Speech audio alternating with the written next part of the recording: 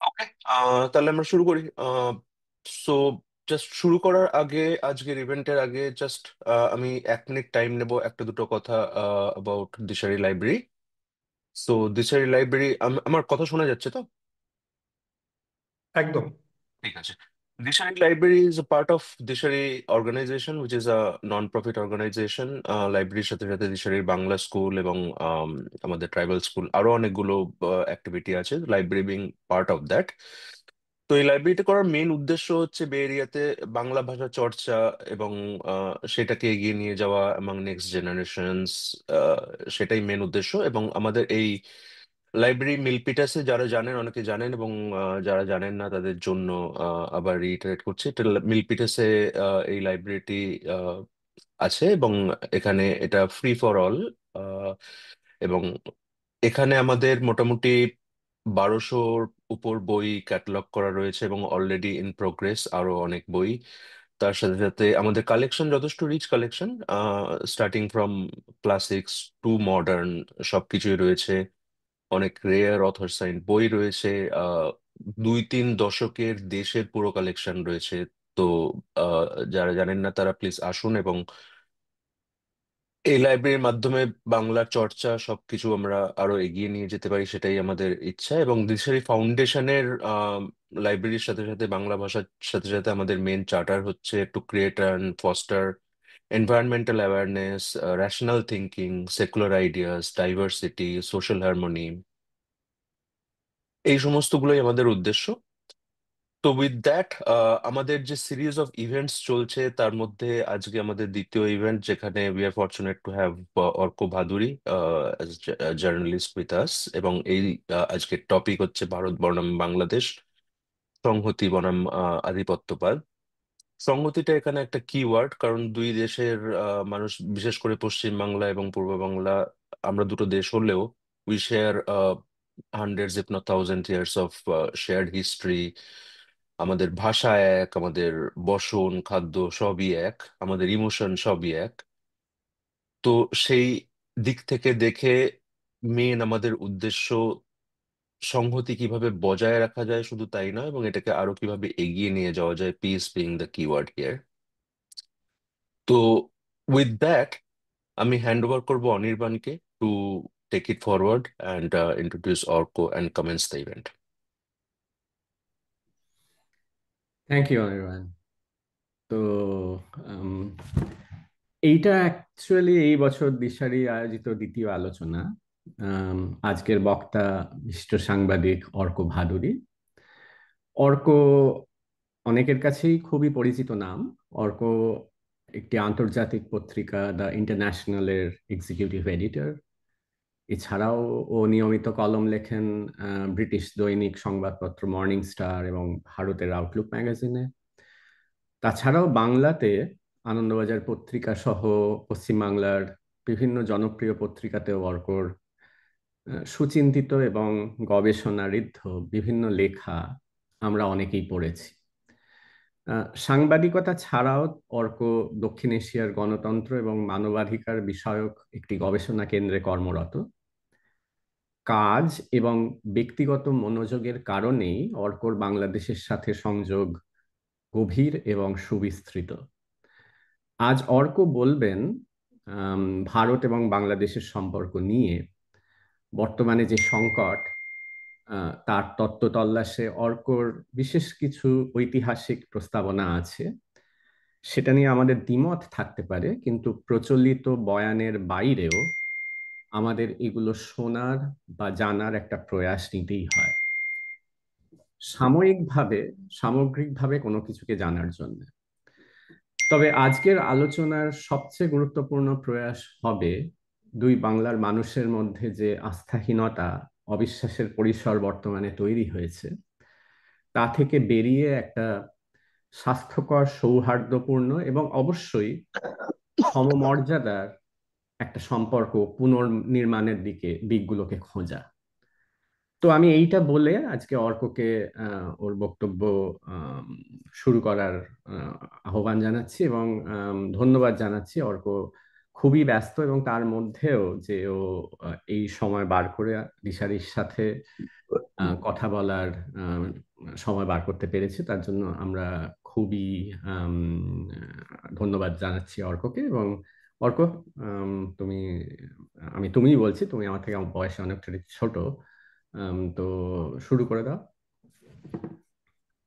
একদম শুরুতেই দিশারির প্রত্যেককে আমার পক্ষ থেকে অনেক ভালোবাসা, অভিনন্দন, শুভেচ্ছা। আমি তো বলতে গেলে খুব মুগ্ধ। আমি আপনাদের ফেসবুক পেজে গিয়ে দেখছিলাম আপনাদের কাজকর্ম, এবং এত বই আপনারা সংগ্রহ করেছেন, এবং কলকাতা থেকে, বাংলা থেকে এত দূরে আপনারা বাংলা সাহিত্য সংস্কৃতি নিয়ে একটা জীবন্ত চর্চা করছেন। এটা এই এই উদ্যোগটা জানতে পেরে আমার আমার ভীষণ ভালো লেগেছে।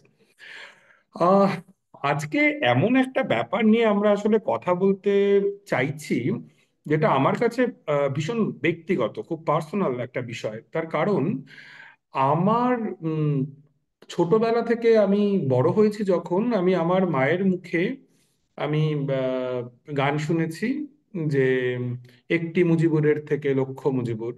এবং তারপর যখন বড় হয়েছি তখন আমি আমার খুব খুব প্রিয় একটা গান, আহ, বাংলার ধনুকের ছিলায় ছিলায় যত টান। সেই গানের মধ্যে একটা একটা অসাধারণ লাইন আছে, এ যদি আমার দেশ না হয় তো কার দেশ বলো। ছোটবেলায় তো এতটা ভালো করে বুঝতাম না, কিন্তু আর একটু বড় হলাম যখন, তখন আমার ঠাকুমার কাছ থেকে শুনতাম যে আমাদের নাটোরে একটা বাড়ি ছিল। সেখানে চলন বিল বলে এক এক এক বিরাট জলাশয় রয়েছে, এবং রানী ভবানীর লোক ছিলাম আমরা। তো সেই নাটোরের বাড়িটা কি হলো, এই রকম যখন জিজ্ঞেস করতাম তখন তার একটা ভাষা ভাষা উত্তর পেতাম। এবং পরে বড় হওয়ার পর যেই উত্তরটা আসলে খোঁজার চেষ্টা করেছি, যে দেশভাগের পরে আমাদের পরিবার বাধ্য হয়েছিল নাটোর থেকে চলে আসতে। সমস্ত সহায় সম্বল সবকিছু হারিয়ে তারা এপার বাংলায় কলকাতায় চলে আসেন, ইত্যাদি ইত্যাদি। এবং আমি আমার ঠাকুরদার গল্প শুনতাম তার কাছে। যে ভদ্রলোক তার যাবতীয় সহায় সম্বল যা কিছু ছিল, সম্পত্তি, দেশভাগের যন্ত্রণায় সব কিছু তিনি অভিঘাতে হারিয়ে তিনি কার্যত স্তব্ধ হয়ে গিয়েছিলেন, তার কথা বন্ধ হয়ে গিয়েছিল কার্যত। সেই তিনি কথা বলতেন না, চুপ করে থাকতেন। একটা হিন্দু মুসলমান অ্যাঙ্গেল আছে এই গোটা গল্পটার মধ্যে, আমরা জানি। কিন্তু আরেকটা অ্যাঙ্গেল আমি আবার বড় হয়ে খুঁজে পেলাম ফুটবল দেখতে গিয়ে। আমি ভীষণ ইস্ট বেঙ্গল ক্লাবের সমর্থক, এবং আমি আমার বাবার থেকে শুনলাম আমার ওই চুপ করে যাওয়া ঠাকুরদা, তিনি শুধু একটা সময় কথা বলতেন, একটা সময় হেসে উঠতেন, যখন আমেদ খান, একজন নাম পরিচয় মুসলিম, তিনি গোল করতেন, ইস্ট বেঙ্গলকে জেতাতেন সেই সময়। তো আমার কাছে এই সূত্রগুলো খুব খুব ইন্টারেস্টিং, খুব অদ্ভুত, এবং ভীষণ ব্যক্তিগত কিছু সূত্র। এই সূত্রগুলো ধরেই আমার আসলে বাংলাদেশের প্রতি আগ্রহ তৈরি হওয়া, এবং বাংলাদেশের ইতিহাসটাকে আসলে আহ, একটু বুঝতে চেষ্টা করা, যে বাংলাদেশের সঙ্গে আমাদের পশ্চিমবঙ্গের সম্পর্কটা ঠিক কিরকম, বা কলকাতা আর ঢাকার মধ্যে সম্পর্কটা কি, কলকাতা মুর্শিদাবাদের মধ্যেকার যে সম্পর্ক, বা কলকাতা বর্ধমানের মধ্যে যে সম্পর্ক, কলকাতা মেদিনীপুরের মধ্যে যে সম্পর্ক সেই রকমই, নাকি অন্যরকম কিছু রয়েছে, এগুলো বুঝতে চাওয়া। এবং আরো একটা জিনিস আমাকে খুব হন্ট করতো, যে যে মুক্তিযুদ্ধের গল্প শুনে শুনে আমরা বড় হলাম, যে মুক্তিযুদ্ধের ওপর রচিত গান শুনে শুনে আমরা বড় হলাম, পাক হানাদারদের বিরুদ্ধে যে মরণজয়ী সংগ্রাম, পূর্ববঙ্গের ইতিহাস কি ওই 1971 সালের ডিসেম্বর মাসে শেষ হয়ে যাচ্ছে, নাকি তারপরেও অনেকটা ইতিহাস রয়েছে? বড় হওয়ার পর মনে হতো যে ইতিহাসগুলো আসলে আমরা জানি না। এই জায়গা থেকে আমার বাংলাদেশ চর্চার শুরু আজ থেকে বছর দশেক আগে। তখন আমি কলকাতার একটা খবরের কাগজে একদম জুনিয়র সাংবাদিক হিসেবে আমি জয়েন করি। আমাদের প্রায় নাইট ডিউটি থাকতো। রাত্রিবেলায় বসে বসে আমি ইন্টারনেটে বিভিন্ন বইপত্র জোগাড় করে, লেখা জোগাড় করে আমি বাংলাদেশের ইতিহাস সম্পর্কে পড়াশোনা শুরু করি। এবং আমার কাছে না কিছু অদ্ভুত শব্দ আমাকে হন্ট করতে থাকে, তাড়া করতে থাকে, যে শব্দগুলোর সঙ্গে আমি আগে, যে নামগুলোর সঙ্গে আমি আগে সেভাবে খুব একটা পরিচিত ছিলাম না। 1971 সালের মুক্তিযুদ্ধের আহ, যিনি অবিসংবাদী নেতা, বিরাট বড়, যিনি একজন হিমালয় সদৃশ চরিত্র, বঙ্গবন্ধু শেখ মুজিব, তার নাম তো জানতাম, কিন্তু মৌলানা ভাসানীকে নিয়ে খুব বেশি কিছু জানতাম না। তো মৌলানা ভাসানীকে নিয়ে চর্চা শুরু করলাম, এবং অশোক মিত্র, আমাদের রাজ্যের প্রাক্তন মন্ত্রী এবং বিশিষ্ট অর্থনীতিবিদ, এবং তার চেয়েও বড় কথা একজন অদ্ভুত ভালো গদ্যকার, তার একটা লেখায় মৌলানা ভাসানীর কথা পড়লাম এবং তাকে জানতে শুরু করলাম। এবং দেখলাম যে এই মানুষটিও তো পর্বত সম একজন মানুষ, কিন্তু কই তাকে তো আমি সেইভাবে জানতে পারিনি, আমারই ব্যর্থতা হয়তো। কিন্তু আমার যে পরিসর আমাকে মুক্তিযুদ্ধ চিনিয়েছে, ভাষা আন্দোলন চিনিয়েছে, সেই পরিসর আমাকে ততটা ভাষা মতিনকে চেনায়নি, বা আম, মৌলানা ভাসানী কতটা চেনায়নি। তারপরে আরো একটু যখন চর্চা করতে করতে বুঝতে চাইছি যে আহ, একাত্তর পরবর্তী বাংলাদেশটা ঠিক কিরকম ছিল, বা তার মধ্যেকার জটিলতাগুলো কি, তার মধ্যেকার সমীকরণগুলো কি, সেই সময় আরো কয়েকটা শব্দ, আরে কয়েকটা নাম ভীষণ হন্ট করতে লাগলো। যেমন একটা রাজনৈতিক দলের নাম, জাতীয় সমাজতান্ত্রিক দল, জাসদ। আমি কর্নেল তাহেরের কথা জানলাম, ক্রাচের কর্নেল উপন্যাসটা পড়ে ফেললাম, এবং আমার মনে হলো যে তখন তো ওটিটি ছিল না, মনে হচ্ছিল যে এই মানুষটাকে নিয়ে তো একটা দুর্ধর্ষ সিনেমা হতে পারে। একটা ক্রাচ নিয়ে যে মানুষটা স্বপ্ন দেখেছিলেন, সেই স্বপ্নে হয়তো অনেক ভুল ছিল। আমি সিরাজুল আলম খানের কথা জানলাম, যাকে আহ, ইন্টারনেট থেকেই শিখলাম, যাকে বাংলাদেশের রাজনীতি রহস্য পুরুষ বলেন অনেকে, যিনি মুক্তিযুদ্ধের বিরাট বড় একটা গুরুত্বপূর্ণ মানুষ ছিলেন, মুজিব বাহিনী তৈরির ক্ষেত্রে যার বড় ভূমিকা ছিল। তিনি মুক্তিযুদ্ধের পরে শেখ মুজিবের সঙ্গে তার কিরম ভাবে একটা দূরত্ব তৈরি হলো। আমি আমি সিরাজ শিকদারের কথাও জানলাম। আমি জানলাম যে সিরাজ শিকদার, যিনি একজন বীর মুক্তিযোদ্ধা ছিলেন, পেয়ারা বাগানে যুদ্ধ করেছিলেন, স্বাধীনতা পরবর্তী বাংলাদেশে তাকে মারা যেতে হয়েছিল। এবং এই চর্চা করতে করতেই আমি বাকশাল বলে শব্দটির সঙ্গে পরিচিত হলাম। এবং আমার মনে হতো হতো সেই সময়, যদি আমাদের দেশের গণতন্ত্রটা অনেকটা এগিয়ে থাকা, অনেক পরিণত গণতন্ত্র ভারতবর্ষে, কিন্তু ওই 14-15 সাল নাগাদ আমার খুব মনে হতো নরেন্দ্র মোদী যদি জাতীয় নিরাপত্তার স্বার্থে, দেশকে গড়ে তোলবার স্বার্থে এইরকম একটা ব্যবস্থা চালু করেন, যেটা বাকশালের মতো, তিনি যদি বলেন যে একটা রাজনৈতিক দল হবে যার নাম প্রগতিশীল ভারতীয় জনতা পার্টি, এবং সমস্ত রাজনৈতিক দলকে তার মধ্যে জয়েন করতে হবে, একটা প্রগতিশীল এবিভিপি হবে, সমস্ত ছাত্র সংগঠনকে তার মধ্যে জয়েন করতে হবে, তাহলে আমি একজন ভারতের আয় করদাতা নাগরিক হিসেবে আমার রিয়াকশনটা ঠিক কিরকম হবে। এই সমস্ত প্রশ্নগুলোকে যখন আমি এনকাউন্টার করছি আমার মনের মধ্যে, আমি বোঝার চেষ্টা করছি, বাংলাদেশের ইতিহাসের গলি উপগলি দিয়ে আমি হাঁটছি, তখনই কোথাও মনে হলো যে আমার যে বাংলাদেশ সম্পর্কে আমার যে জানা, সেই জানার মধ্যে বোধহয় একটা বড় ফাঁক থেকে গেছে। আসলে ওই বড় ফাঁকটা দিয়েই বেশ কিছু উম, গোলমেলে প্রশ্ন আমার সামনে এসে উপস্থিত হচ্ছে, যেই প্রশ্নগুলোর ঠিক ঠিক উত্তর যদি আমি দিতে না পারি আমাকে, তাহলে হয়তো আমি বাংলাদেশটাকে ঠিকভাবে অনুধাবন করতে পারবো না, বাংলাদেশের রাজনৈতিক সমীকরণগুলোকে ঠিকভাবে আমি হয়তো বুঝতে পারবো না। তারও খানিকটা পরে আমি সুজাতা সিং এর কথা জানলাম, যিনি একজন খুব গুরুত্বপূর্ণ ভারতীয় আধিকারিক, যিনি বাংলাদেশে গিয়েছিলেন, এবং তার বিরুদ্ধে বাংলাদেশের অনেকের বিস্তর অভিযোগ। এবং তারপরে ধীরে ধীরে বাংলাদেশ চর্চা করতে গিয়ে আমার মনে হলো যে আমরা যেভাবে বাংলাদেশের ইতিহাসটাকে পড়ে এসেছি, বিশেষ করে পশ্চিম বাংলায় জেনে এসেছি, বাংলাদেশের ইতিহাসটা হয়তো তার বাইরেও আরেকটু দেখার সুযোগ রয়েছে। এবং সেই সেই যে একটা একটা বাংলাদেশের ইতিহাসটাকে নতুন করে বোঝার যে চেষ্টা, সেটা আমাকে যেটার মুখোমুখি করলো, যেটা খুব অস্বস্তিকর আমার জন্য, সেটা হচ্ছে একটা তীব্র, প্রবল ভারত বিরোধিতা, ভারত বিদ্বেষ। এবং সাংবাদিকতার সূত্রে আমি যখন বারবার করে বাংলাদেশে গিয়েছি, বিশেষ করে 2016 পরবর্তী কালপর্বের কথা যদি আমরা বলি, এটা আরো বাড়লো 2018 সালের পরে, তখন বাংলাদেশে গিয়ে আমার সবচাইতে আমার হৃদয় রক্তক্ষরণ যে জন্য হয়েছে, সেটা হচ্ছে যে বাংলাদেশের মানুষের মধ্যে একটা সুতীব্র একটা ভারত বিদ্বেষ, ভারতের প্রতি একটা রাগ, এমনটা এমনটা আমি আমি দেখেছি। এবং আমি খেয়াল করলাম এটা ক্রমশ যেন বাড়তে থাকলো, আরো বাড়তে থাকলো, আরো বাড়তে থাকলো। তারপরে তিস্তার জল নিয়ে বাংলাদেশিদের অভিযোগের কথা শুনলাম। আমি সীমান্ত হত্যা নিয়ে বাংলাদেশিদের অভিযোগের কথা শুনলাম। আমার বারবার মেক্সিকো বর্ডারের কথা মনে পড়ছিল। আর বারবার করে মনে হচ্ছিল, তাহলে আমার মেক্সিকান বন্ধুরা যেরকম ভাবে খুব রেগে ওঠেন, বা লাতিন আমেরিকান বন্ধুরা যেরকম ভাবে খুব রেগে ওঠেন মার্কিন যুক্তরাষ্ট্রের বিরুদ্ধে, আমার বাংলাদেশি বন্ধুদের ভারতের বিরুদ্ধে রাগটাও কি সেই রকম, নাকি এর মধ্যে অন্য কোনো উপাদান রয়েছে? এই করতে করতে আমি আহ, বাংলাদেশের প্রধানমন্ত্রী বঙ্গবন্ধু শেখ মুজিবুর রহমানের কন্যা শেখ হাসিনার একটা অদ্ভুত মন্তব্য শুনলাম।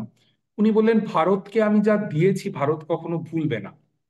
আমি ভাবার চেষ্টা করছিলাম, যদি আমার দেশের প্রধানমন্ত্রী মার্কিন যুক্তরাষ্ট্র বা চীন সম্পর্কে এরকম মন্তব্য করেন যে আমি আমেরিকাকে যা দিয়েছি বা চীনকে যা দিয়েছি চীন বা আমেরিকা কখনো সেটা ভুলবে না, তাহলে আমার কেমন লাগবে? আর এইবারে মানে 2024 সালের 7ই জানুয়ারির যে বাংলাদেশে জাতীয় সংসদ নির্বাচন ছিল, সেই নির্বাচনের আগে আমি একদম যাকে বলে স্তম্ভিত হয়ে গেলাম। আমি দেখলাম যে বাংলাদেশের একজন ভোট প্রার্থী তিনি মিডিয়াকে একটা বিবৃতি দিয়ে বলছেন, সরাসরি একটা বিবৃতি দিয়ে বলছেন, এই নির্বাচনে আমি জিতবো কারণ আমি শেখ হাসিনা এবং ভারতের প্রার্থী। আমি খুব অবাক হয়ে গেলাম, বাংলাদেশের সংসদ নির্বাচনে ভারতের প্রার্থী কিভাবে থাকতে পারেন? এটা তো থাকার কথা নয়, তাই না? কিন্তু এমনটা এমনটা কেন? তাহলে কি বাংলাদেশের অনেকে যে অভিযোগ করেন যে ভারত বাংলাদেশের অভ্যন্তরীণ রাজনীতিতে যে হস্তক্ষেপ করছে, সেই অভিযোগ কি তাহলে অনেকাংশে সঠিক?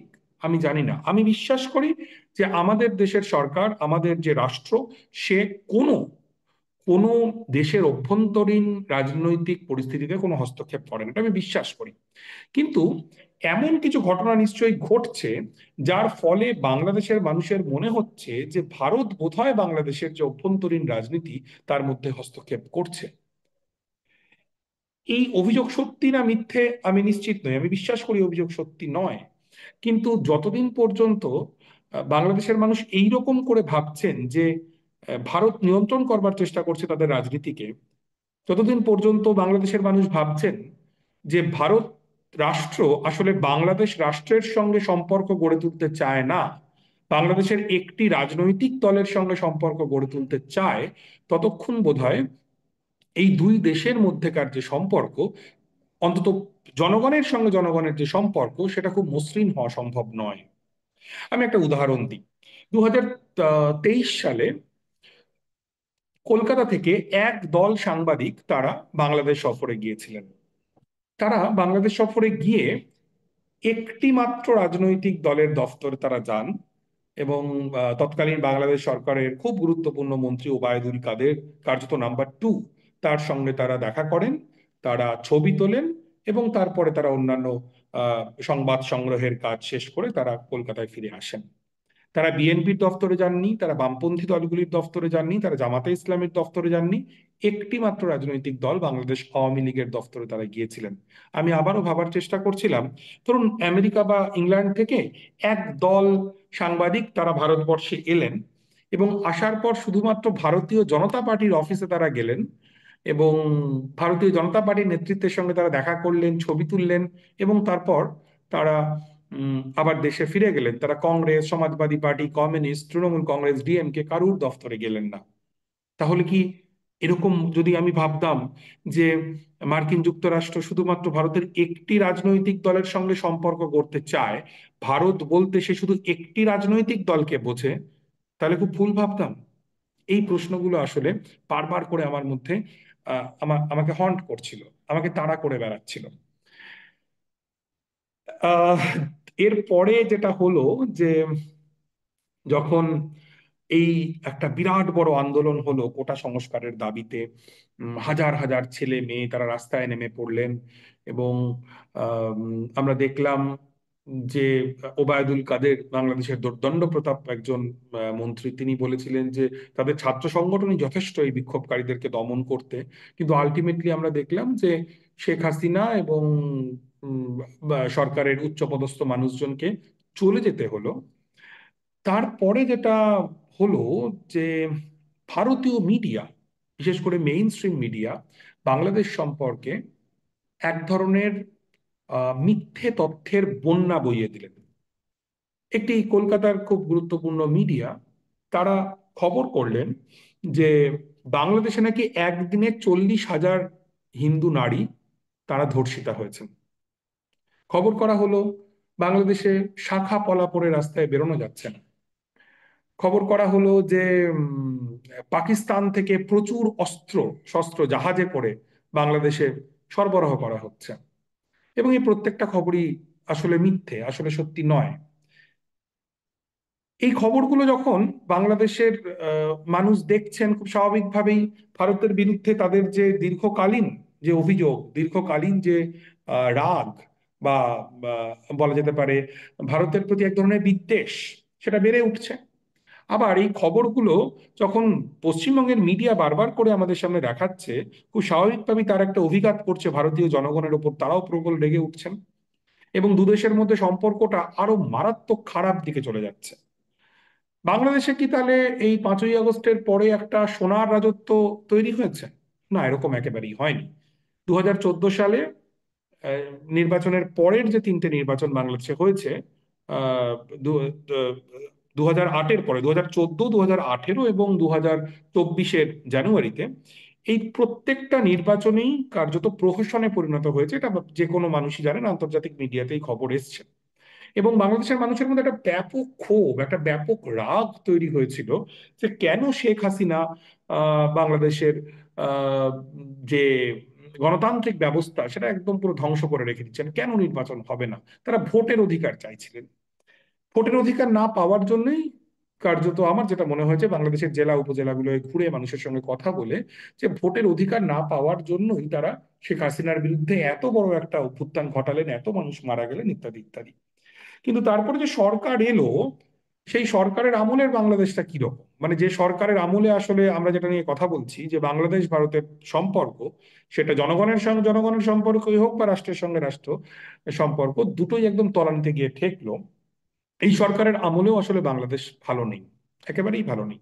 আমরা জানি যে বাংলাদেশে মন্দিরে হামলা হয়েছে, আবার তার পাল্টা মন্দিরের সামনে মানুষ ব্যারিকেড করে দাঁড়িয়েছেন।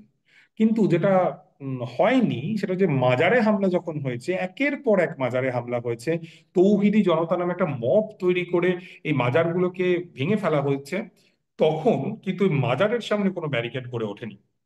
অন্তর্বর্তীকালীন যে সরকার বাংলাদেশে ক্ষমতায় বসে রয়েছেন, তাদের খুব গুরুত্বপূর্ণ একজন উপদেষ্টা মাহফুজ আলম, ছাত্রনেতা, তিনি বলেছেন সরাসরি যে মাজারে হামলা তারা একেবারেই বরদাস্ত করবেন না। কিন্তু আমরা দেখেছি আসলে সেটা জাস্ট একটা মুখের কথা হয়ে থেকে গিয়েছে। আমরা দেখলাম বাংলাদেশে সংখ্যালঘুরা আক্রান্ত হচ্ছেন, বিশেষ করে আদিবাসীদের উপর মারাত্মক আক্রমণ নামিয়ে আনা হচ্ছে। আমার দেখতে দেখতে মনে হচ্ছিল যে কেমন করে আমরাও আমাদের যে নর্থ ইস্টের যারা বন্ধু, তাদের মুখ থেকে শুনি কিরকম করে দিল্লিতে, এমনকি কলকাতাতেও তাদেরকে হেনস্থা হতে হয়, তাদেরকে তারা ভারতীয় নন এরকম একটা দাগিয়ে দেওয়া হয়। প্রচুর হিন্দুদের ওপর হামলা হয়েছে 5ই আগস্টে শেখ হাসিনা চলে যাওয়ার পর থেকে। এগুলো প্রত্যেকটাই বাংলাদেশে হচ্ছে। বাংলাদেশের অন্তর্বর্তীকালীন সরকার, আমি জানি না কেন তারা নির্বাচন দিচ্ছেন না, তারা ক্রমশ দেরি করছেন। কিন্তু ভারতীয় মিডিয়া এগুলোর বিরুদ্ধে প্রতিবাদ করা খুব গুরুত্বপূর্ণ, এবং এই প্রতিবাদটা হচ্ছে। বিশেষ করে আমি আমি ভীষণ যন্ত্রণা পেয়েছি গত পরশুদিন যেটা যেটা ঘটলো, যে ধানমন্ডি 32 নম্বর, যেটা বাংলাদেশের ইতিহাসের অত্যন্ত গুরুত্বপূর্ণ একটা চিহ্ন, সেটা বুলডোজার দিয়ে দাঁড়িয়ে দাঁড়িয়ে সেটা ভেঙে দেওয়া হলো। এবং অন্তর্বর্তীকালীন সরকারের পুলিশ প্রশাসন, তারা চোখের সামনে দাঁড়িয়ে দেখলেন, তারা রুখলেন না। এবং এটা থেকে এটাই প্রমাণিত হয় যে বাংলাদেশের অন্তর্বর্তীকালীন সরকারের এই মুহূর্তে ক্ষমতায় থাকার কোনো অধিকার নেই, কারণ তারা মবের কাছে আসলে আত্মসমর্পণ করছে। সমস্যাটা আসলে অন্য জায়গায়, এগুলোর বিরুদ্ধে প্রতিবাদ করতে হবে। আমি বিশ্বাস করি বাংলাদেশের মানুষ এগুলোর বিরুদ্ধে প্রতিবাদ করবেন। বাংলাদেশের মূল ভিত্তি যে 71-এর মুক্তিযুদ্ধ, 71 থেকে এক পাও যে পেছনে সরার জায়গা নেই, বিশেষ করে যারা ধর্মভিত্তিক রাজনীতি করেন, জামাতে ইসলামী এবং অন্যান্যরা, যারা আসলে 71-কে অস্বীকার করতে চান, আমি বিশ্বাস করি এবং আমার অভিজ্ঞতাও বলে যে বাংলাদেশের রাজনীতিতে, ওদের ভাষায় বলতে গেলে, তাদের ভাত পাওয়া খুব কঠিন। তারা কিছু আসন জিততে পারেন, খুব বেশি আসন পাবেন না। নিশ্চয়ই এই ধরনের ফান্ডামেন্টালিস্ট শক্তির বিরুদ্ধে বাংলাদেশের মানুষ প্রতিবাদ করবেন। কিন্তু প্রবলেমটা হচ্ছে এই দুদেশের মানুষের সঙ্গে মানুষের সম্পর্ক খারাপ হওয়ার পিছনে সবচেয়ে মেজর যে ভূমিকাটা পালন করছে সেটা হচ্ছে অপতথ্য, ফেক নিউজ, মিথ্যে তথ্য। এবং আপনারা নিশ্চয়ই খেয়াল করেছেন, আপনারা খুব কাছ থেকে বাংলাদেশকে নিশ্চয়ই ফলো করেন, প্রত্যেকটা আন্তর্জাতিক সংবাদ মাধ্যম বিবিসি থেকে শুরু করে ডিডব্লিউ, ওয়াশিংটন পোস্ট, তারা ভারতীয় মিডিয়ায় বাংলাদেশকে নিয়ে যেরকম মিথ্যে তথ্য ছড়ানো হচ্ছে সেই নিয়ে তারা প্রতিবেদন বের করেছে। একজন ভারতীয় মিডিয়া কর্মী হিসেবে আসলে এটা আমাকে যন্ত্রণা দিয়েছে। এবং আসলে যেটা হচ্ছে, ভারতীয় মিডিয়ায় যত মিথ্যে তথ্য প্রচারিত হচ্ছে, বাংলাদেশের যে সংখ্যালঘুরা আছেন, মাইনরিটিরা আছেন, তাদের বিপন্নতা আসলে আরো বাড়ছে। এবং দু দেশের মধ্যে পিপল টু পিপল সম্পর্কের ক্ষেত্রে এত মিথ্যে জমা হয়ে থাকছে। আমি শেষ করছি, আমি বেশি সময় নিয়ে নিলে আমাকে প্লিজ বলবেন।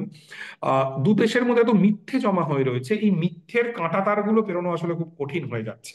এবং যখন এই মিথ্যেগুলো জমা হয়, এবং আমরা জানি যে দুটো দেশেই উগ্র জাতীয়তাবাদ যখন এই মিথ্যের সিঁড়িগুলোতে ভর করে উপরে উঠতে চায়, তখন বাংলাদেশে ভারতের পতাকা পদদলিত করা হয়।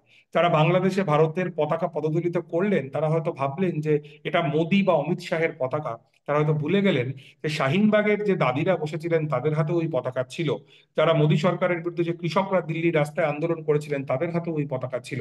একই রকম ভাবে যারা ত্রিপুরায় আক্রমণ করলেন বাংলাদেশের দূতাবাস, এবং কলকাতায় যারা বাংলাদেশের পতাকা পোড়ালেন, তারা ভুলে গেলেন এই পতাকা যতটা এই অভ্যুত্থানকারী ছাত্রদের তাদের কপালে যেমন ভাবে এই পতাকা বাঁধা ছিল, ঠিক সেই রকম ভাবেই যে হিন্দুরা বাংলাদেশের নাগরিক, যে বৌদ্ধরা, যে খ্রিস্টানরা বাংলাদেশের নাগরিক, এই পতাকা আসলে তাদেরও। কাজেই আমার প্রাথমিক পর্বের যে আমাদের আলাপচারিতা, এইটা যদি ছোট করে আমরা শেষ করি, তারপরে আমরা নিশ্চয়ই প্রশ্নগুলো নিয়ে কথা বলবো। আমার মনে হয় যে ভারত বাংলাদেশের জনগণের সঙ্গে জনগণের সম্পর্ক, তাদের যে আমাদের যে ঐতিহাসিক বন্ধুত্ব, একাত্তরের মুক্তিযুদ্ধে লাখ লাখ মানুষ, কোটির উপরে মানুষ তারা এখানে এসেছিলেন, আমাদের দেশ, আমাদের দেশের মানুষ, তারা তারা তাদেরকে ওয়েলকাম করেছিলেন। কিন্তু তারপরে এমন কিছু ঘটনা বোধহয় ঘটলো, যেই ঘটনাগুলোর দায় এদিকের রাষ্ট্রেরও আছে, ওদিকের রাষ্ট্রেরও আছে, যার ফলে বোধহয় সম্পর্কটুকু খুব গোলমেলে হয়ে উঠল।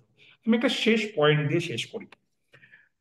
আহ আমরা তো বোধহয় বুঝতে পারছি যে এই দুদেশের মধ্যে সম্পর্কের যে গোলমেলে জায়গাটার মূল কারণটা হচ্ছে বিদ্বেষ।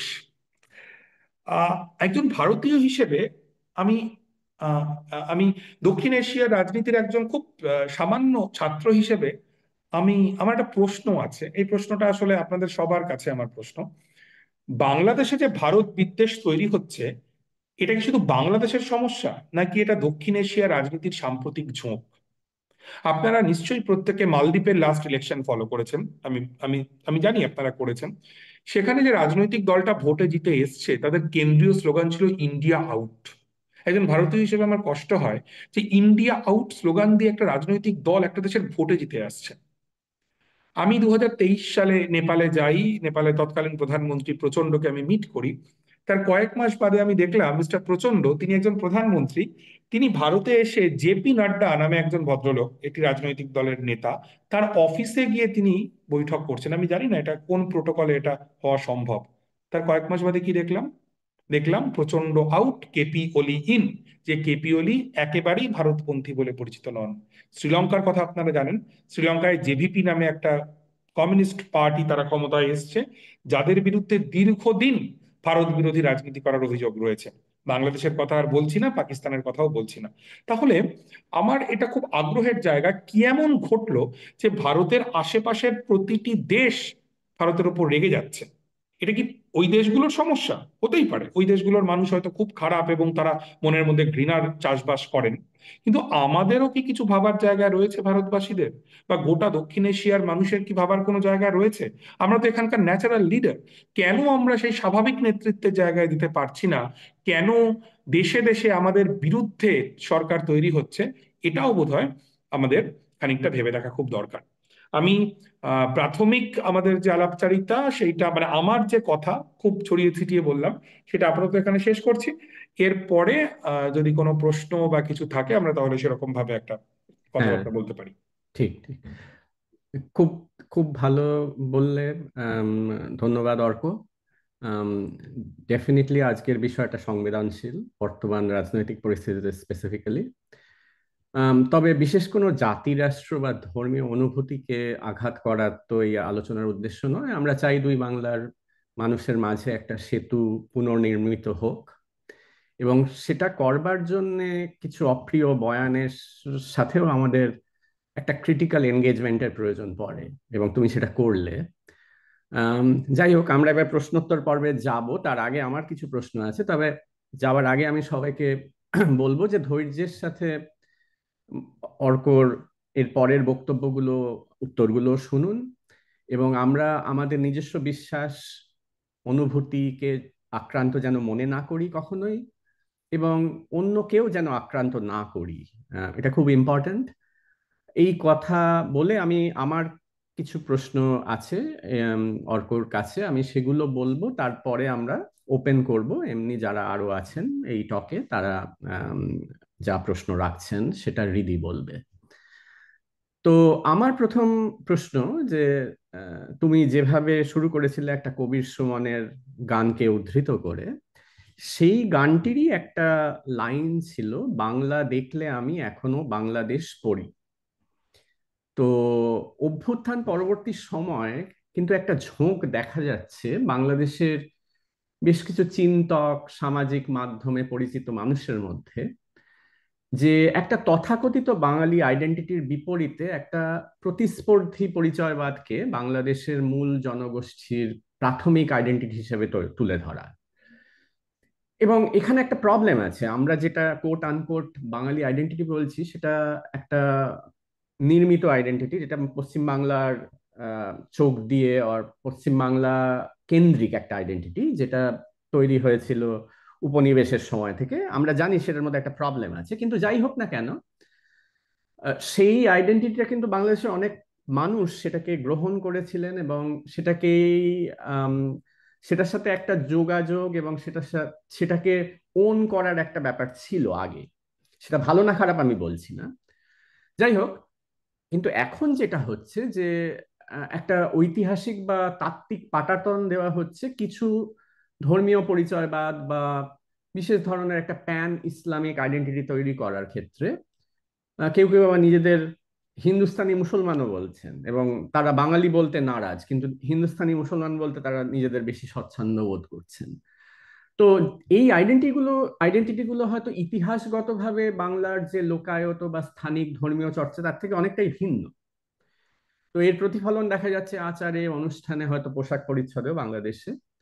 ভাষাতেও দেখা যাচ্ছে অহেতুক জোর করে কিছু শব্দকে ঢুকিয়ে দেওয়া, একটা খানিকটা ঐতিহাসিক ভুলকে শুধরে নেওয়ার জন্য খানিকটা এক্সট্রিমে চলে যাওয়া, সেটা কিন্তু হচ্ছে, মানে আমরা অ্যাটলিস্ট দেখতে পাই। পশ্চিমবাংলাতে তো এর উল্টো লুক দেখটা আমরা তো দেখতে পাচ্ছি অলরেডি। একটা হিন্দি ভাষা, সংস্কৃতি এবং ধর্মীয় আচারকে একটা প্যান ইন্ডিয়ান চেহারা দেওয়া হচ্ছে, এবং সেটা প্রশাসনিক শক্তিকে কাজে লাগিয়েই হচ্ছে। তো আমার এই ক্ষেত্রে প্রয়োজন যে এই যে বিভাজনের পথে আমরা চলেছি, পশ্চিম বাংলার মানুষের বা এক ধরনের বাঙালি বা বাংলা ভাষী আইডেন্টিটি একটা আঞ্চলিক রাজ্যের অধিবাসী হিসেবে, এবং বাংলাদেশের মানুষের বিশেষ করে অভ্যুত্থান পরবর্তী সময়ে সেটা কি আরো প্রশস্ত হচ্ছে, এই ফারাকটা এবং এই দ্বিখণ্ডিত হওয়াটা?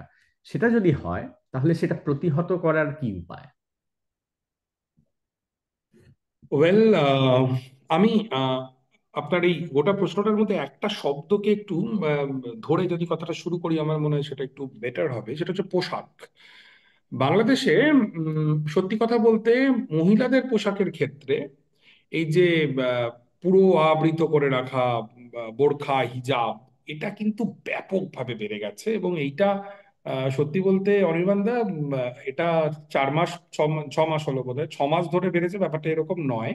এটা অনেক দিন ধরেই, অনেক দিন ধরে, বেশ কয়েক বছর ধরে। এবং আপনি যদি একটু আমাদের পশ্চিমবঙ্গের সীমান্তবর্তী জায়গাগুলোতে যান, বিশেষ করে ধরুন বসিরহাট বা আমি নদিয়ার বিস্তীর্ণ অঞ্চল, মুর্শিদাবাদ, মালদা, সেখানেও কিন্তু এটা দেখবেন যে এই সম্পূর্ণ কালো গরমের মধ্যে এরকম তাদের সেই পোশাক পরবার অধিকার আছে। এটাকে আমি আক্রমণ করছি না, কিন্তু মানে এই এই আমি এটাকে বুঝতে চাইছি এরকম ভাবে যে এই চলটা বেড়েছে। কিন্তু এটা কেন বাড়লো, এটার আমার মনে হয় যে যতটা না পলিটিক্যাল, তার থেকে অনেক বেশি একটা অর্থনৈতিক ব্যাপার। বাংলাদেশের প্রায় 1 কোটির ওপর মানুষ, আহ, তারা বিদেশে চাকরি বাকরি করেন, বিদেশে থাকেন। আমি যারা হোয়াইট কলার জব করেন তাদের কথা বলছি না। এবং বিশেষ করে এক বিরাট অংশের মানুষ, আপনাদের প্রত্যেকেরই নিশ্চয়, আমি জানি না আপনাদের দোহা হয়ে ফিরতে হয় কিনা, আমি তো লন্ডন থেকে যখন দোহা হয়ে বা ওই জেড্ডা হয়ে ফিরি, তখন অনেক সময় তাদের সঙ্গে আমার দেখা সাক্ষাৎ হয়। প্রচুর শ্রমিক তারা কাজ করতে যান। ওরা বলেন যে প্রবাস করতে যাওয়া, প্রবাসী প্রবাসী একটা খুব ইম্পর্টেন্ট ব্যাপার। তারা ওখান থেকে টাকা পাঠান, সেটা বাংলাদেশের অর্থনীতির জন্য। এবং এই যে মধ্যপ্রাচ্যে এবং ওই তথাকথিত আম, যেটাকে আমরা আরব দুনিয়া বলে চিনি, সেখানেই যে বিপুল সংখ্যক মানুষ, আপনি ভাবুন একটা দেশের 18 কোটি 20 কোটি লোক, তার মধ্যে 1 কোটি লোক যদি বাইরে থাকে, তার মধ্যে একটা বড় অংশ যদি আমরা ধরি তারা মধ্যপ্রাচ্যে ইসলামিক ওয়ার্ল্ডে আছেন, তার সঙ্গে যদি আমরা 5 দিয়ে গুণ করি পরিবারের সদস্যদের ওপর প্রভাব, আমার মনে হয় এটা কিন্তু বাংলাদেশের রাজনীতির ক্ষেত্রে একটা একটা ম্যাস বাংলাদেশ সমাজের ক্ষেত্রে একটা ম্যাসিভ ম্যাসিভ একটা প্রভাব ফেলেছে। আমি গতবারই, মানে না, গতবারের আগের বার আমি গিয়েছিলাম অতীশ দীপঙ্করের যে গ্রামটা, এখানকার বাংলাদেশি বন্ধুরা তো খুব ভালোভাবে চিনবেন। তো সেই গ্রামে গিয়ে আমি একটা স্টোরি করেছিলাম যে সেই গ্রামের একজন মানুষ, তিনি দীর্ঘদিন প্রবাস করে, এরকম অসংখ্য, মানে এটা এটা জাস্ট, মানে বিলেতের মানুষ এই এই খবরটা, এটাকে ওই হিউম্যান স্টোরি বলে আর কি মিডিয়ার ভাষায়, বিলেতের মানুষ পড়তে চান সেজন্য করা, এরকম লাখে লাখে আছেন। তার প্রচুর অর্থ দিয়ে তিনি ওখানে একটা ওই জামে মসজিদ তৈরি করেছেন, ইত্যাদি ইত্যাদি, এরকম একটা ব্যাপার। মানে প্রচুর টাকা খরচ করে। তো আমার এইটা মনে হয় যে ডেফিনেটলি বাংলাদেশের মানুষের মধ্যে এই এই এই ব্যাপারটা রয়েছে। অভ্যুত্থানের পরে কি হলো, মানে অভ্যুত্থানের পরে হঠাৎ করে বাংলাকে একদম ছুঁড়ে ফেলে দেওয়া হবে কি না, এরকম একটা খুব তৎপরতা, আমার মনে হয়েছে এর মধ্যে দুটি ঝোঁক রয়েছে। এই অভ্যুত্থানে খুব স্পষ্টভাবেই বেশ, এটা একটা, এই অভ্যুত্থানের শক্তি ছিল খিচুড়ি শক্তি কার্যত। যে কোনো অভ্যুত্থানেই তাই হয়। এই শ্রীলঙ্কায় যে আড়াগালায় হলো, তাতে একই সঙ্গে কমিউনিস্টরাও ছিলেন, বৌদ্ধ সন্ন্যাসীরাও ছিলেন, আবার পাদ্রীরাও ছিলেন, এরকমই হয় আসলে, তামিলরাও ছিলেন। তো আর আমরা যেসব অভ্যুত্থানের কথা পড়ে পড়ে বড় হলাম, এই যে রাশিয়ার যে বিপ্লব, সেই রাশিয়ার ফেব্রুয়ারি বিপ্লবের কথা আপনি ভাবুন। ফেব্রুয়ারি বিপ্লবের যে শক্তিগুলি ঐক্যবদ্ধ হয়েছিলেন বা অভ্যুত্থানের পক্ষে ছিলেন, তারাই কয়েক মাসের মধ্যে সে কি যুদ্ধ লাগালেন, এবং তারপরে নভেম্বরে বাকিরা সাইড হয়ে গেলেন এবং একটি শক্তি তারা ক্ষমতায় এলেন। এটাই তো হয়। এই অভ্যুত্থানেও নানা রকমের শক্তি তার মধ্যে ক্রিয়াশীল ছিলেন। তার মধ্যে ভীষণ গুরুত্বপূর্ণ শক্তি হিসেবে একজন বিশেষ, একজন খুবই প্রভাবশালী কবি, ভাবুক বলে তিনি পরিচিত, দার্শনিক, তার অনুগামীরা ছিলেন, যারা কিন্তু লালনের রাজনীতি করেন বা লালনবাদী বলে যারা আসলে পরিচিত। আহ, এই এই মুহূর্তে অন্তর্বর্তীকালীন সরকারের সবচাইতে গুরুত্বপূর্ণ যে ছাত্র উপদেষ্টা মাহফুজ আলম, যাকে অনেকে মাস্টার মাইন্ড বলছেন, মোহাম্মদ ইউনূসও যাকে মাস্টার মাইন্ড বলে পরিচয় করেছেন, উম, এই মাহফুজ আলম কিন্তু ওই চিন্তাটা সাবস্ক্রাইব করেন, যাকে ওরা ওদের ভাষায় বলছেন বড় বাংলার, বড় বাংলার ধর্ম। এই এবং এই বড় বাংলা অর্থাৎ, এবং মাহফুজের পুরনো লেখাও আমি পড়ছিলাম, তাতে বারবার করেই সে বলবার চেষ্টা করছে যে জামাতে ইসলামী, যে মওদুদির যে তত্ত্ব, বা এখন যারা হিজবুত তাহরির, অর্থাৎ যারা একেবারেই বলা যেতে পারে যে ইসলামিস্ট, যে একদম অতিরান যে অংশ, তাদের উল্টো দিকে একটা একটা ইসলাম, বাংলার ইসলাম।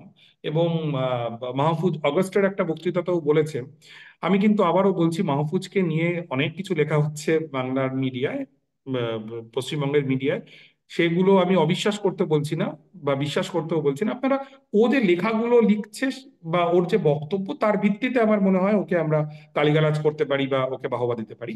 তো এটা একটা খুব ইম্পর্টেন্ট স্কুল অফ থট। এর উল্টো দিকে আবার এই প্যান ইসলামিক একটা চিন্তা, সেটাও কিন্তু প্রবল, তার একটা বাংলাদেশে উপস্থিতি রয়েছে। তার মধ্যেও আবার ভাগ রয়েছে। আমি আমার আপনাদের শ্রোতাদেরকে, বন্ধুদেরকে বোর করতে চাই না, কারণ বামপন্থা বলতে যেরকম আমরা সিপিআইএম শুধু বুঝি না, মানে CPIM, CPI, Naxal, SUCI, forward block বুঝি, ইসলাম পন্থার মধ্যেও তো এরকম অনেকগুলো ভাগ রয়েছে।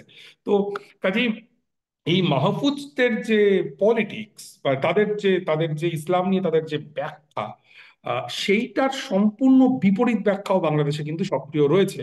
এবং এরা বিদ্রূপ করে একটা শব্দ বলছে, নিশ্চয়ই আপনারা খেয়াল করেছেন, নদিয়ার ইসলাম। নদিয়ার ইসলাম শব্দটা ব্যবহার করছে। বিস্তারিত ধর্মতাত্ত্বিক আলোচনার আমার যোগ্যতাও নেই, এখানে সে সময়ও নেই। কাজে এটা বোঝা যাচ্ছে যে দু ধরনের ইসলাম কিন্তু খুব সাংঘর্ষিক জায়গায় বাংলাদেশে রয়েছে। একই রকম ভাবে ধরুন হিন্দুত্বের ক্ষেত্রেও কিন্তু খুব ইন্টারেস্টিং কিছু জিনিস আসছে।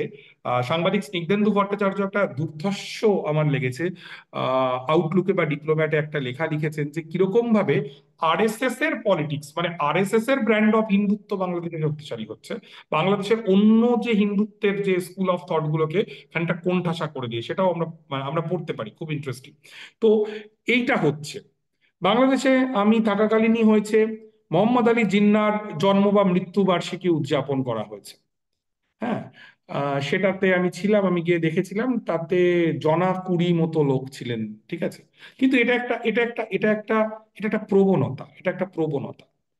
পূর্ব বাংলার সর্বহারা পার্টি, মানে সিরাজ শিকদারের যে পার্টি, তারও রিসেন্ট, তারা কোট আনকোট আন্ডারগ্রাউন্ড পার্টি, তারও রিসেন্ট কংগ্রেস হয়েছে, তার যে প্রেস রিলিজ তারা পাঠিয়েছেন দেখলাম, তাতেও 20 জন লোক আছেন। তো আমি জানি না এটা কতটা ইম্পর্টেন্ট, কিন্তু একটা যেটা কথা বলা দরকার, আমি বেশি সময় নিয়ে ফেললে আমায় ধরিয়ে দেবেন, এই যে চেষ্টাটা বারবার করে কলকাতাকে কাউন্টার করবার যে ভাবনা, এইটা, এটা কেন? এটা কি কোনো মানসিক বিকৃতি, নাকি এর পেছনে একটা একটা জনগোষ্ঠীর শতাব্দী প্রাচীন ট্রমা আছে?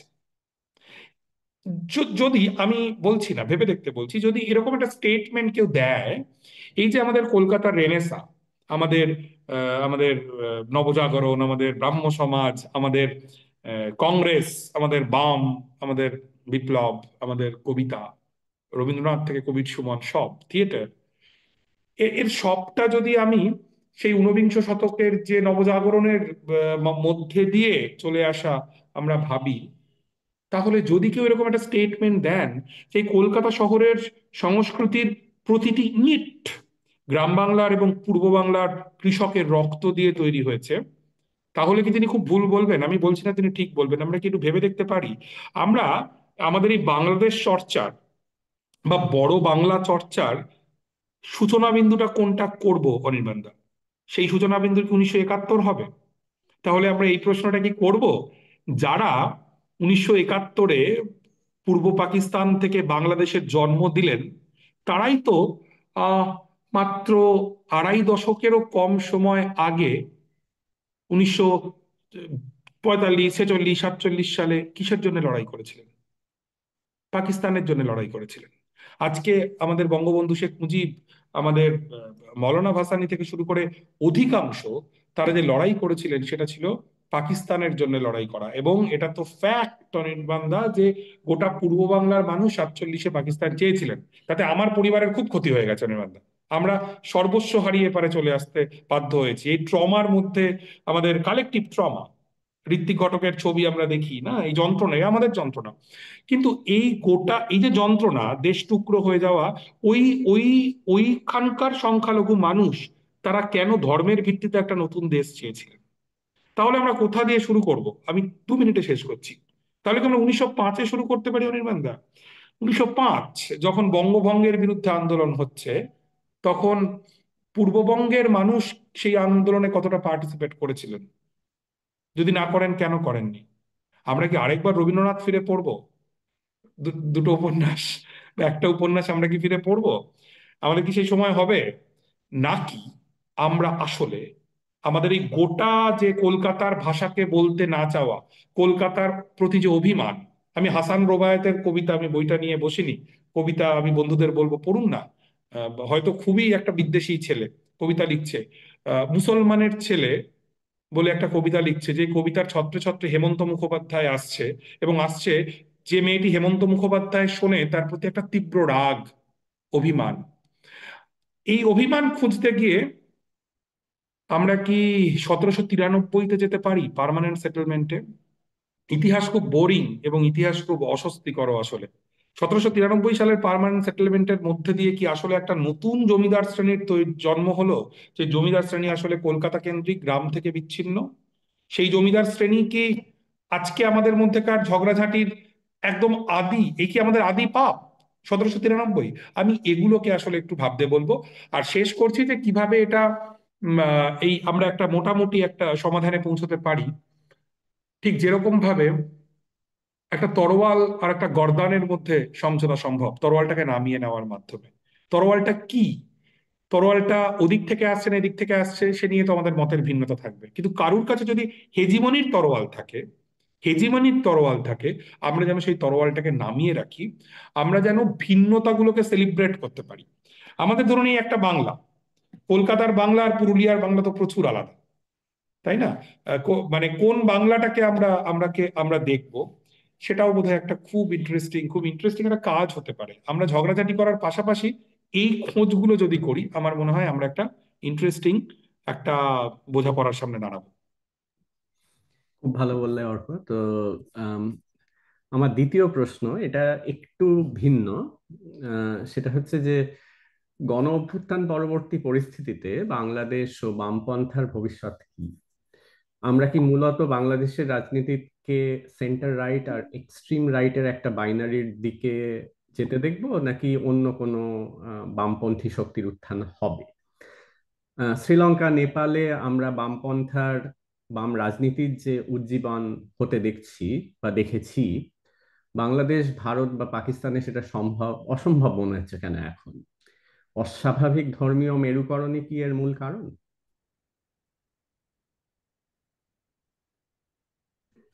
মেরুকরণ শব্দটা খুব মজার, খুব ইন্টারেস্টিং শব্দ। শ্রীলঙ্কায় যেরকম ভাবে তামিল এবং সিংহালি বৌদ্ধদের মধ্যে মেরুকরণ ছিল বা আছে, সেই অতখানি অতখানি তীব্র মেরুকরণ আমাদের দেশের বা বাংলাদেশে বা পাকিস্তানে ধর্মীয় অতখানি মেরুকরণ আছে বলে আমার মনে হয় না। কিন্তু কিন্তু এই বাম বাম ব্যাপারটাই আসলে, বাম পন্থা এটাই এত এত ইন্টারেস্টিং এবং এত বড়। বিশেষ করে 21 শতকে দাঁড়িয়ে আমরা কাকে কতটা বাম বলবো, কাকে বাম বলবো না, এই প্রশ্নগুলো তো ভীষণ ভীষণ ভাবে আমাদের সামনে এসে দাঁড়ায়। ধরুন আমার খুব কাছের একজন মানুষ, যার আমার শিক্ষক প্রতিম, আমি যাকে শিক্ষক বলে মনে করি, জেরেমি করবিন। তিনি ব্রিটেনের লেবার পার্টি করতেন, এখন তাকে লেবার পার্টি থেকে ঘাট ধাক্কা দিয়ে বার করে দেওয়া হয়েছে।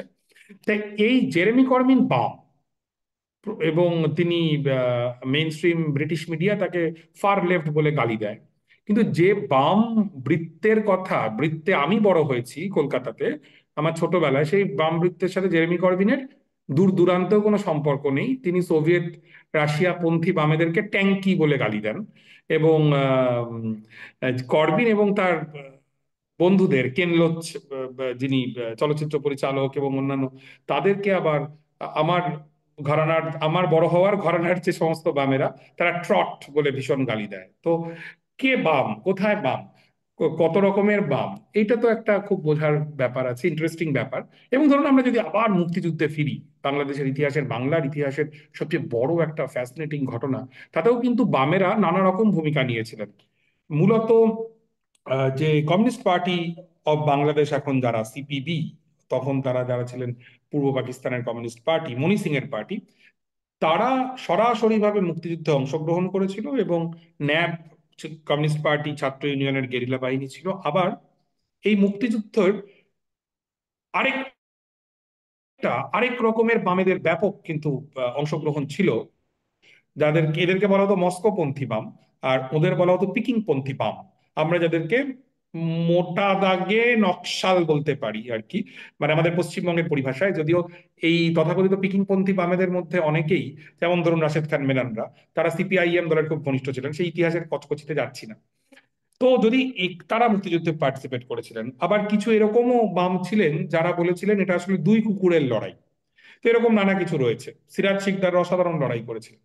মুক্তিযুদ্ধের পরের 1 দশকের বাংলাদেশের যে লড়াই, সেটা ছিল মূলত অনেকের দাবি, আমি দাবি করছি না, ভারতপন্থীদের সঙ্গে।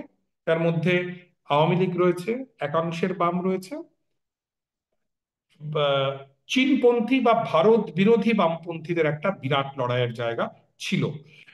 বেশ কিছুদিন ধরে ছিল, 1 দশক না হলেও তো বেশ অনেক দিন পর্যন্ত। কাজেই বাংলাদেশে এখন যদি আমরা বামেদের উত্থান বলতে চাই, তাহলে কোন বামের উত্থান আমরা বলতে চাইছি বা বুঝতে চাইছি, সেটা একটা আমার কাছে প্রশ্ন। আমার মনে হয় যে 20 শতকীয় বামপন্থার বাংলাদেশে বা, মানে আমি মার্জনা চেয়ে নিচ্ছি, ভারতে উত্থানের কোনো আর সম্ভাবনা নেই।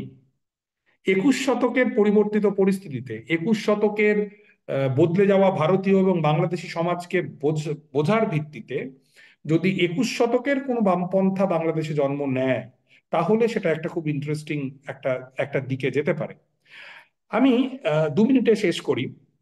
এই যে ধরুন জাতীয় নাগরিক কমিটি বলে যে ছাত্র যারা অভ্যুত্থানের ইম্পর্টেন্ট শক্তি, তাদের মধ্যে যেটা তৈরি হয়েছে, তেমন নানা রকমের লোকজন রয়েছে।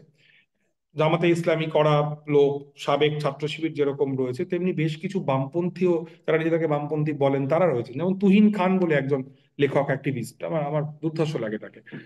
খুব ভাবা, মানে, এবং সেই সরকারের বিরোধিতা করছে সরাসরি ভাবে। কাজেই এইরকম মানুষজন, তার সঙ্গে পুরনো যে দীর্ঘ লিগ্যাসি ছাত্র ইউনিয়নের, কমিউনিস্টদের, এই দুটোর একটা সম্মিলন যদি ঘটানো যায়, এবং সেটা আসলে বাংলাদেশপন্থী রাজনীতি যদি হয়, যে রাজনীতিটার অন্য কোনো দেশে বা অন্য কোনো কালচারাল কালচারাল সেন্টার, কোনো শহরের, সেখানে টিকি বাঁধা না থাকে, পরিভাষাগুলো যদি বাংলাদেশের মতো হয়, তাহলে ডেফিনেটলি বাংলাদেশে নতুন ধরনের বামপন্থার বিকাশের সুযোগ রয়েছে। অনির্বাণদা, শ্রীলঙ্কায় যে বামপন্থার উত্থান ঘটেছে, সেটা কিন্তু কমিউনিস্ট পার্টি অফ সিলন, তাদের উত্থান ঘটেনি, জেভিপির উত্থান ঘটেছে। এই জেভিপি দুবার অভ্যুত্থানের মাধ্যমে এসছে। নেপালের ক্ষেত্রেও যে বামপন্থা, সেটা ওই ওই সোভিয়েত পন্থী বামপন্থা নয়, অন্য রকমের বামপন্থার উত্থান ঘটেছে। কাজেই ফ্রান্সে মেলেনশপ পার্টি, এলএফআই, যারা এখন সবচাইতে বড় ওই পপুলার ফ্রন্টের বড় দল, তারাও কিন্তু 20 শতকের রাজনীতির ভিত্তিতে তাদের উত্থান ঘটেনি। কাজেই 21 শতকের বামপন্থা বাংলাদেশে যদি উত্থানের একটা একটা উদ্যোগ হয়, তাহলে ডেফিনেটলি আমার মনে হয় সেটা কাজ করবে। আমি লাস্ট শেষ করছি একটা লাইন দিয়ে। অনেকে হয়তো একমত হবেন না, সেটা হচ্ছে 20 শতক মৃত, 20 শতক মরে গেছে, তার সমস্ত ভালো এবং খারাপ নিয়ে 20 শতকের লাশ পড়ে আছে। 20 শতকের বামপন্থা, 20 শতকের ডানপন্থা দুটোই মরে গেছে। সেই জন্য বাংলাদেশে কখনো জামাতে ইসলামী খুব বিরাট শক্তি হিসেবে উঠতে পারবে বলে আমি বিশ্বাস করি না। কারণ আহ, অন্য কোনো ইসলামিক ফান্ডামেন্টালি শক্তি উঠতে পারে, কিন্তু জামাতে ইসলামী নয়। মৌদুদির পলিটিক্স বাংলাদেশে বিরাট শক্তি নিয়ে আসবে না। কাজেই বাংলাদেশে বামের উত্থান ঘটাতে গেলে ওই পুরনো রেটরিক, পুরনো ভাষা, নানা রকম চেতনা ইত্যাদি শব্দ, যেগুলো খুব সুন্দর শব্দ, দুর্ধর্ষ শব্দ, কিন্তু বহু ব্যবহারে যে শব্দগুলো জীর্ণ হয়ে গেছে আসলে, আমার মনে হয় যে এর বাইরে যদি নতুন ধরনের কোনো বামপন্থী শক্তির উত্থান ঘটে, যেটা আমি ফ্রান্সে এলএফআই এর উত্থান ঘটেছে, গ্রিসের কেকেই, সে যদিও 20 শতকীয় বাম, কিন্তু নতুন করে নিজেকে সে আবিষ্কার করছে, তার পরিভাষা বদলাচ্ছে, বা সিরিজা, এরকম যদি কিছু হয় বাংলাদেশে, আমার আমার মনে হয় ডেফিনেটলি সেটা একটা সম্ভাবনা আছে। এবং আমার ধারণা, আমি আমার বন্ধুদের ওপর আমার অগাধ বিশ্বাস, ভরসা, যে মাহফুজ টাহফুজরা এই ছোট্ট একটা 20 জনের সংগঠন নিয়ে যদি এত কিছু করতে পারে, তাহলে ওরা ডেফিনেটলি ডেফিনেটলি ওদেরও সম্ভাবনা আছে। বাহ, পজিটিভ। তো আমার এই একটা শেষ প্রশ্ন সংশয়, আছে, তুমি একটু ছোট করে, পজিটিভ নয়, সংশয়। আচ্ছা, ছোট করে উত্তর দিও, তারপরে আমরা আম, আর অডিয়েন্সের কাছে খুলে দেব। তো আমার এটা একটু আমি বলছি যে আমরা অনেকেই 1971 দেখিনি। সেই সময় পশ্চিমবাংলার যে চিন্তক, শিল্পী, শিক্ষাবিদ বা সমাজের যারা কোট আনকোট বুদ্ধিজীবী বলে চিহ্নিত, মুক্তিযুদ্ধের সমর্থনে তাদের কি ভূমিকা ছিল আমরা খুব বিশদে অবগত নই। এটা আমার বক্তব্য, এটা সবার নয়। কিন্তু আজ এই মুহূর্তে কিছু হাতে গোনা মানুষ পশ্চিমবাংলায় আছেন, এবং আমার মনে হয় তুমি তাদের মধ্যে একজন, যেমন কবির সুমন আরেকজন। তারা কিন্তু একটা সেতু এই দুই দেশের বা দুই বাংলার মধ্যে। মানে এটা আবার আমার মানে পার্সোনাল অবজারভেশন। তো আমার প্রশ্নটা হচ্ছে যে, লুকিং ফরওয়ার্ড, ভবিষ্যতে কোনো যৌথ প্রজেক্টের মাধ্যমে কি আমরা আবার দুই বাংলার মানুষকে এক সূত্রে গাঁথতে পারি? যেমন ধরো একটা হতে পারে, এবং আবার আমি বলছি যে তুমিও বললে, সিলেটের বাংলা ভাষী মানুষ এবং পুরুলিয়ার বাংলা ভাষী মানুষ এক ভাষায় কথা বলে না, তাদের ডায়ালেক্ট সম্পূর্ণ আলাদা, জীবন ধারণও কিছু কিছু ক্ষেত্রে আলাদা। কিন্তু যাই হোক, বিশেষ করে পশ্চিমবাংলা, যেহেতু আমরা একটা অঙ্গরাজ্যে বাস করি, বাংলাটাকে বাঁচিয়ে রাখার তাগিদটা আমাদের বেশি। তো তাহলে কি এমন একটা কিছু হতে পারে যে একটা বাংলা ভাষা একটা সংস্কার বা সংরক্ষণের প্রক্রিয়া, যেখানে দুই পারের বাংলা একাডেমি একটা কোট আনকোট অরাজনৈতিক ধর্মনিরপেক্ষ প্রমিত বাংলার একটা নতুন অবয়ব তৈরি করলো? মানে আমি জাস্ট একটা ফুড ফর থট। কিংবা ধরো বাংলা ভাষার যে বিভিন্ন ডায়ালেক্ট তার একটা সংরক্ষণ এবং চর্চা, এবং হয়তো বিশ্ববিদ্যালয় স্তরে চর্চা, যাতে করে এই ডায়ালেক্ট গুলোকেও বাঁচিয়ে রাখা যায়। এবং এইগুলো জাস্ট একটা ভাবনা মাত্র। এটা এটা it can be extended two, মানে তুমি ধরো গানে করতে পারো, নাটকে করতে পারো, বিজ্ঞান চর্চাতে করতে পারো।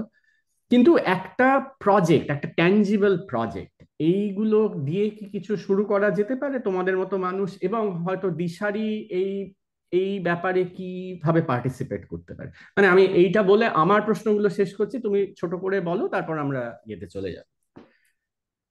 আমার মনে হয় যে এটা তো করতেই হবে, এটা আমরা করার উদ্যোগ নিচ্ছি। এবং বেশ কিছু উদ্যোগ, শান্তি সেতু বলে একটা উদ্যোগ অলরেডি শুরু হয়েছে, এবং আরো বেশ কিছু উদ্যোগ আমরা নেওয়ার চেষ্টা করছি। এটা অ্যাকচুয়ালি যখন অন্ধকারটা ভীষণ ভীষণ একদম গলা চেপে ধরে, তখন খানিকটা প্রদীপের আলো জ্বালালে খুব একটা অন্ধকার কাটে না, কিন্তু ওই প্রদীপের আলো জ্বালানোটা খুব গুরুত্বপূর্ণ। যেটা রবিশ কুমার খুব ইন্টারেস্টিং একটা কথা বলেছিলেন, যে কিছু কিছু যুদ্ধ লড়তে হয় যে যুদ্ধটা লড়ার জন্য, কেউ লড়েছিল বলে। ঠিক তেমনি দুই বাংলার মানুষের মধ্যে একটা উম, সেতু তো ডেফিনেটলি আমরা আমরা গড়ে তুলবই। এবং আমি খুব প্রত্যয়ী, আহ অনির্বাণদা। কারণ হচ্ছে যে আমি যখন ওপার বাংলার মানুষের সঙ্গে কথা বলছি, তারা আমার উপর রেগে যাচ্ছেন, তারা আমায় একটু গালিও দিয়ে দিচ্ছেন। আবার প্রচুর মানুষ আসছেন যারা বুঝছেন যে ওই জাতীয় পতাকাটা পোড়ালে আমার কতটা যন্ত্রণা হচ্ছে, ট্রাই কালারটা পোড়ালে আমার কতটা কষ্ট হচ্ছে। ঠিক একই ছবি আপনি যদি আমার ইউটিউব ভিডিও গুলো দেখেন, দেখবেন প্রচুর কমেন্ট, এবং খুব অদ্ভুত সেই সেই সেই একটা খুব দূরে চলে যাওয়া বন্ধুর সাথে কথোপকথনের মতো। ডেফিনেটলি বাংলা একাডেমির ব্যাপারটা তো অনেকটা রাষ্ট্রীয়। আমরা যেটা করতে পারি সেটা হচ্ছে ভিন্নতাকে সেলিব্রেট করতে পারি, যেটা দিয়ে আমি আমাদের আমাদের আজকের আলাপটা শুরু করেছিলাম। আমরা ভিন্নতাকে সেলিব্রেট করি, যে তোমার ভাষা, তোমার বাংলাটার সাথে আমার বাংলাটা মিলিয়ে আমরা একটা আমরা একটা ওয়ার্কশপ করি। ওপার বাংলার 20 জন থাকলেন, এপার বাংলার 20 জন থাকলেন। তা আমরা একসঙ্গে একটা কিছু করলাম, করার পর আমরা দুই দেশের এই রাষ্ট্রীয় পর্যায়ে আমরা জিনিসগুলোকে পাঠালাম। এবং আসলে তোমার বাংলা আমার বাংলা তো নয়, যেটা আমরা কথা বলছিলাম, যেটা আপনি বলছিলেন, যে কলকাতার বাংলা, পুরুলিয়ার বাংলা, উত্তরবঙ্গের বাংলা, ওদিকে সিলেটের বাংলা, আমি তো প্রায় সিলেটের ভাষা কিছুই বুঝি না, চট্টগ্রামের বাংলা, ঢাকার বাংলা, এই নানা কিছু। এই যে কে একজন বলেছিলেন না, শতফুল বিকশিত হোক। তো আমরা বাংলা ভাষার ক্ষেত্রে এই ফুলগুলোকে বিকশিত যদি আমরা সত্যি করতে চাই, করতে পারি, বা গানের ক্ষেত্রে, তাহলে একটা খুব দুর্ধর্ষ, ফ্যান্টাস্টিক ফ্যান্টাস্টিক কাজ হতে পারে। শুধু এই প্রত্যেকটা ফুলই গোলাপ, বা এই প্রত্যেকটা ফুলই গাঁদা, মানে একটা ফুলকে যেন আমরা গোলাপ না ভেবে বসি, আরেকটা ফুলকে যেন আমরা গাঁদা না ভেবে বসি। এবং গাঁদা যেন বছরের পর বছর, দশকের পর দশক, শতকের পর শতক গোলাপ হওয়ার চেষ্টা যদি গাঁদা করতে থাকে, তাহলে তার মধ্যে গোলাপ বিদ্বেষ জন্মাবেই, যেটা গোলাপের জন্য ভালো নয়। এই জায়গাটাকে মাথায় রেখে আমরা যদি ভিন্নতাটাকে সেলিব্রেট করি, আমার মনে হয় আমরা একটা দুর্দান্ত ব্যাপার করতে পারবো। এবং আমি আশাবাদী, ভীষণ আশাবাদী, এটা কথার কথা নয়। এবং দিশারির বন্ধুদের আমি সিরিয়াসলি সিরিয়াসলি বলতে চাই, যে আমার ধারণা যে এই ব্যাপক অন্ধকারের পরেই তো আসলে ভোরবেলাটা হয়।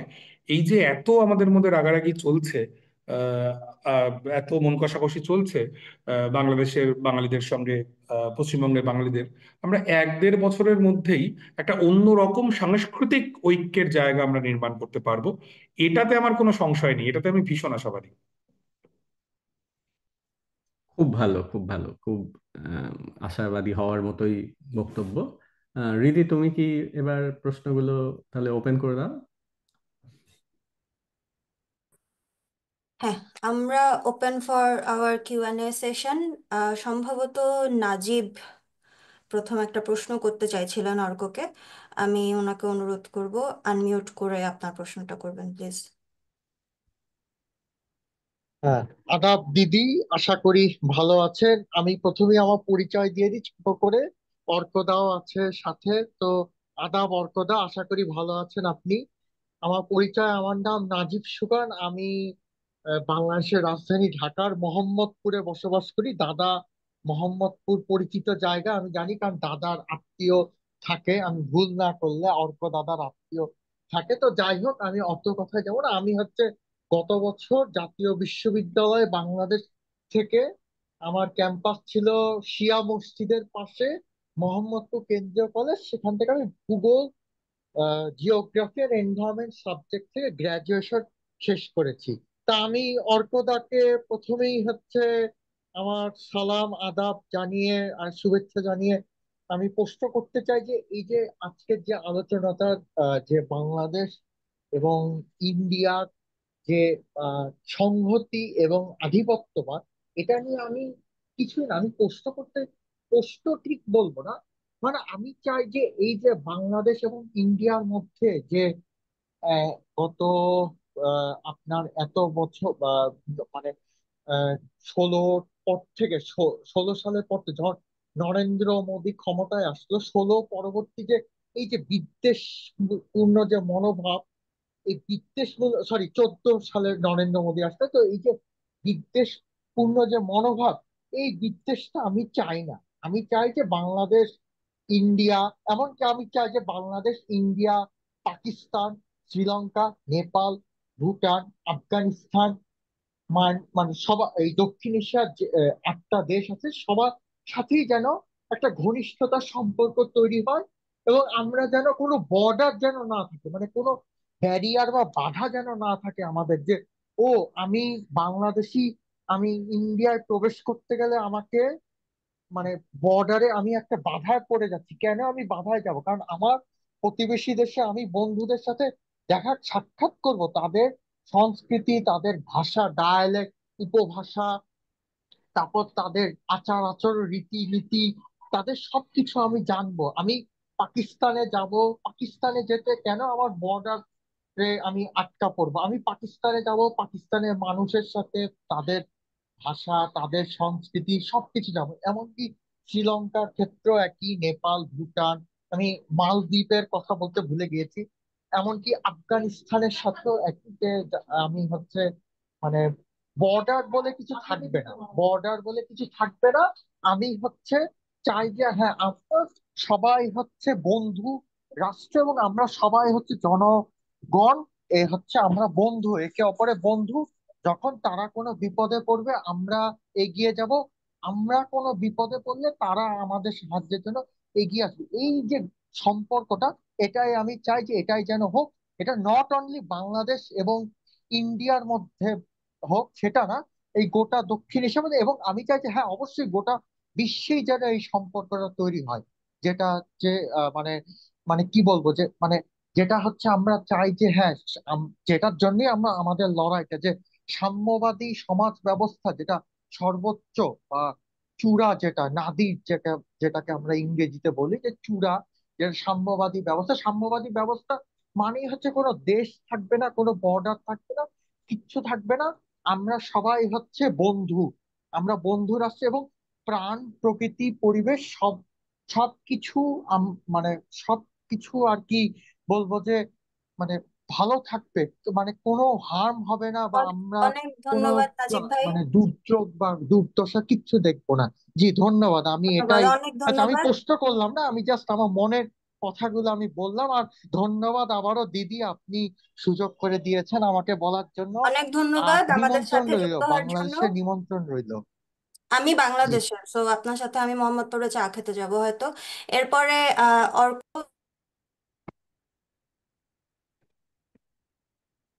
সরি, অর্কর কাছে যাচ্ছি। এরপরে আমরা ইরফান ভাইয়ের কাছে যাব। না, এটা তো ঠিক প্রশ্ন নয়। কাজী নাজিব, আপনাকে ধন্যবাদ, আপনি এটা খুব দুর্দান্ত কথা বলেছেন। এবারে আমাদের স্বপ্ন আর বাস্তবের মধ্যে ফারাকটা ঠিক কত বড়, সেটা দেখার জন্য আমাদের অপেক্ষা করতে হবে। আপনাকে ভালোবাসা, ধন্যবাদ, এইটুকু। এবার আমি মোহাম্মদ ইরফানকে, উনি একটি মন্তব্য করতে চাইছিলেন, ওনাকে আনমিউট করে নিজের বক্তব্যটা বলার অনুরোধ করছি। ধন্যবাদ রিদিতা, চমৎকার বক্তব্য দিলেন অর্ক। অনির্বাণের প্রশ্নগুলো চমৎকার ছিল। সময় কতক্ষণ রিদিতা? খুব বেশি হয়তো না ভাই, 2 থেকে 3 মিনিট। আচ্ছা আচ্ছা, তাহলে একেবারে আমি মূল বিষয়টিতেই যাই। মানে আজকের তো বিষয়বস্তু ছিল আধিপত্য বনাম সংহতি। তো একটি কথা এসছে, মানে বিদ্বেষ, ওই নাজিবের কথা তো এটি আসলো। তো আহ, ব্যাপারটা হচ্ছে বিদ্বেষ তো আসলে ঠিক কারণ বলা যাবে না, এটা তো সিমটম, তাই না? এটা তো লক্ষণ, তাই না? তো প্রশ্ন হচ্ছে এই লক্ষণের পেছনের ড্রাইভার গুলো কি। কিছু ড্রাইভারের কথা এনেছেন অর্ক, যেমন উনি অর্থনৈতিক অবস্থার কথা বলেছেন, তারপর বিভিন্ন ঐতিহাসিক বাস্তবের কথা বলেছেন, ধর্মের কথা এসছে, এবং ধর্ম আসলে one of the major driver, সেটাকে অস্বীকার করার কোনো জায়গা নেই। সেক্ষেত্রে প্রশ্ন হচ্ছে নতুন যে রেজিম এসছে, ছাত্রদের নেতৃত্বে যারা শেখ হাসিনার অটোক্রেটিক রেজিমকে উৎখাত করেছে, তাদেরকে পালাতে বাধ্য করেছে, তাদের মেজর কোনো পলিটিক্যাল বা ফিলোসফিক্যাল কন্ট্রিবিউশন আছে কিনা। এগেইন অর্ক এটা টাচ করার চেষ্টা করেছেন, মাহফুজের কথা বলেছেন, লালন বাবের কথা বলেছেন। আমি মনে করি যে গত 5 মাসের মধ্যে তারা যেসব মানে নানান রকম ঘটনা ঘটছে, এবং এগুলোর অধিকাংশই প্রত্যাশিত নয়, এগুলো নতুন করে উদ্বেগ ছড়াচ্ছে, নতুন করে হিংসা ছড়াচ্ছে। কিন্তু আমি যদি আসলে ফোকাস করি যে ওদের পলিটিক্যাল বা ফিলোসফিক্যাল কন্ট্রিবিউশন আছে কিনা, সেক্ষেত্রে আমার তো মনে হয় যে যে বহুত্ববাদের কথা বলেছে তারা সংবিধান চেঞ্জ করে, এবং আহ, এখানে মওদুদিপন্থী ইসলাম এবং সুফি ইসলামের বা তথাকথিত নদিয়া ইসলামের বিরোধের কথা এসছে।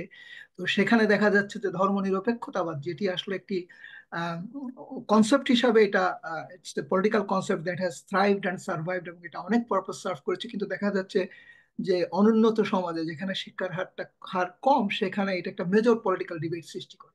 তো সেটাকে রিপ্লেস করার জন্য তারা বহুত্ববাদ কথাটি এনেছে, এবং এটা নানান রকম ইন্টারপ্রিটেশন আছে। কিন্তু আমি যদি তাদের ইন্টেনশনের দিকে তাকাই, আপনি এই বহুত্ববোধ কথাটা কি পারপাস সার্ভ করছে। আমি যদি বিদ্বেষ দূর করতে চাই, আর সেই বিদ্বেষটা হয় যদি পরিচিতির কারণে, তাহলে টলারেন্স একটা বিগ ফ্যাক্টর, তাই না? আমি ন্যাচারাল লিডার, আমি ইচ্ছা করলে পেট্রোনাইজ করতে পারি, নাও করতে পারি। আমার লোকজনের মধ্যে কিছু লোক ব্রিজ হিসাবে কাজ করতে পারে, কিছু ব্রিজ অ্যাক্টিভিটি থাকতে পারে, কিন্তু ওভারঅল সোসাইটাল যে মাইন্ডসেট, এটা চেঞ্জ করার জন্য তো এই টলারেন্স ইজ ভেরি ইম্পর্টেন্ট, এবং সেই টলারেন্স কিন্তু গ্রাস রুটে যেতে হবে।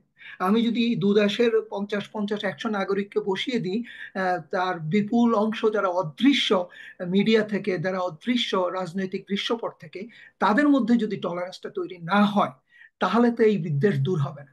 সেক্ষেত্রে আমি মনে করি যে বহুত্ববাদ যদি গ্রাসরুটে চর্চা করা যায়, সেক্ষেত্রে এটা একটা দীর্ঘমেয়াদী একটা ফল আসতে পারে। এবং চর্চা করা বলাটা আমার পক্ষে, এখানে জুমে বসে বলাটা যতটা সহজ, এটা তো বাস্তবে আসলে অত কঠিন নয়, সময়ও লাগে। অনির্বাণের একটি কথা খুব ভালো লেগেছে, অর্ক সেটিতে সায় দিয়েছেন, যে সিলেট কিংবা পুরুলিয়ার লোকদেরকে নিয়ে আমরা ওই ধরনের কিছু করতে পারি কিনা। এবং সেই করাটার মধ্যেও কিন্তু এটা নাগরিক পেট্রোনাইজেশন হতে পারবে না। এটা হতে হবে ওই গ্রাসরুটের লোকদের, তাদের লোকাল কালচার, তাদের চিন্তাটাকে আমরা যেই রেশনাল সাইন্টিফিক কসমোপলিটন চিন্তা করি, সেই দুটোর মধ্যে একটা ফিউজ করা। যেমন আমি একটি বাস্তব উদাহরণ দিচ্ছি, আমি সময় বেশি নিয়ে নিয়ে নিলে রিদিতা তুমি আঙ্গুল তুলো, কিন্তু আমি থেমে যাব। তো আমি একটি বাস্তব উদাহরণ দিচ্ছি। আমার মেয়ে এখন হাওয়াইতে পড়াশোনা করছে, আমি আসলে রিদিতাকে কানেক্ট করার চেষ্টা করছিলাম। ওরা একটি কাজ করছে, হাওয়াইয়ের যারা ইন্ডিজিনাস পিপল, তাদের যে লোকাল মিথ, তাদের যেই চাঁদ তারা সূর্য গ্রহ নক্ষত্র নিয়ে তাদের অনেক অনেক মিথ আছে, এবং এই মিথগুলোর আমরা এখন জানি যে সাইন্টিফিক্যালি এদের অনেকগুলোই ডিসপ্রুভড।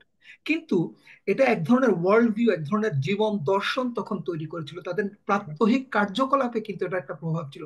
তো তারা যেটা করছে, দুটোর মধ্যে এক ধরনের মেশ আপ করার চেষ্টা করছে, যে ওয়েস্টার্ন সাইন্টিফিক এডুকেশন যেটা থেকে মুখ ফিরিয়ে নিচ্ছে ইন্ডিজিনাস পিপল, তাদেরকে তাদের মিথটাকে ওয়েস্টার্ন সাইন্টিফিক ফাইন্ডিংস এর সাথে অ্যামালগামেট করে এক ধরনের বৈজ্ঞানিক চিন্তা তাদের মধ্যে তৈরি করছে। অর্থাৎ তাদের সংস্কৃতিটাকে প্রাধান্য দেওয়া হচ্ছে। আমি গিয়ে বলছি না যে আমি শহর থেকে এসেছি, বিজ্ঞান ঠিক, তুমি বিজ্ঞান নিয়ে নাও। তো সেই ধরনের চিন্তা কিন্তু আমাদের যেতে হবে। আমি যদি সিলেটের লোকের কাছে যাই, সিলেটের লোকজন রান্নাঘরকে যে নামে ডাকে, সেই নামে যখন আমি টরন্টোতে রেস্টুরেন্ট দিচ্ছি, আমি কিন্তু সিলেটের সংস্কৃতিটাকে টরন্টোতে নিয়ে আসছি। তো আমি যেটা বলতে চাচ্ছি, উদ্যোগ আমরা সবাই মনে করি উদ্যোগ নেওয়া দরকার, কিন্তু উদ্যোগে যাতে স্থানীয় লোকজনের সম্পৃক্তি থাকে, এবং স্থানীয় লোকজন যাতে দৃশ্যমান হয় উদ্যোগগুলোতে, সেগুলো করাটা খুব জরুরি। যাই হোক, সময় তো বেশি নেই, আরো অনেক মন্তব্য ছিল, কিন্তু চমৎকার বক্তব্যের জন্য এবং এই অনুষ্ঠানের জন্য ধন্যবাদ সবাইকে। ইরফান ভাই, আপনাকে থামাতে ইচ্ছে করছিল না, কিন্তু সময়টা কম বলে থামাতে হলো। আমরা আবার অর্কর কাছে যাচ্ছি, যদি কিছু বলার থাকে। হ্যাঁ। হ্যাঁ, ইরফান ভাই, থ্যাংক ইউ। আপনি আপনি দারুণ, খুব ভালো বলেছেন, একদমই। আমি আসলে ওই সংবিধানের প্রশ্নটা এখানে অতটা গেলাম না, কারণ আমি জানি না যে এখানে মানুষজন খুব বোর হতেন কিনা। আমার তো ব্যক্তিগতভাবে বৌদ্ধবাদটা দুর্ধর্ষ লেগেছে, এবং আলী রিয়াজ স্যার যেটা চেষ্টা করেছেন যেরকম ভাবে গোটা বিষয়টাকে আনার, সেটাও আমার দারুণ লেগেছে। কিন্তু এখানে একটা কিন্তু আছে ভাই, সেটা হচ্ছে যে আহ, ধর্মনিরপেক্ষতা শব্দটা বেশ কিছু প্রবলেম তৈরি করছে বলেই রাষ্ট্র সেটাকে বাদ দিতে পারে বলে আমার মনে হয় না। কারণ রাষ্ট্রের বোধহয় দায়িত্ব থাকে যে এই সমস্যাগুলো যদি তৈরি হয় সেগুলোর সমাধান করবার, মানে রাষ্ট্রের সেই কর্তৃত্বটা থাকা বোধহয় খুব দরকার।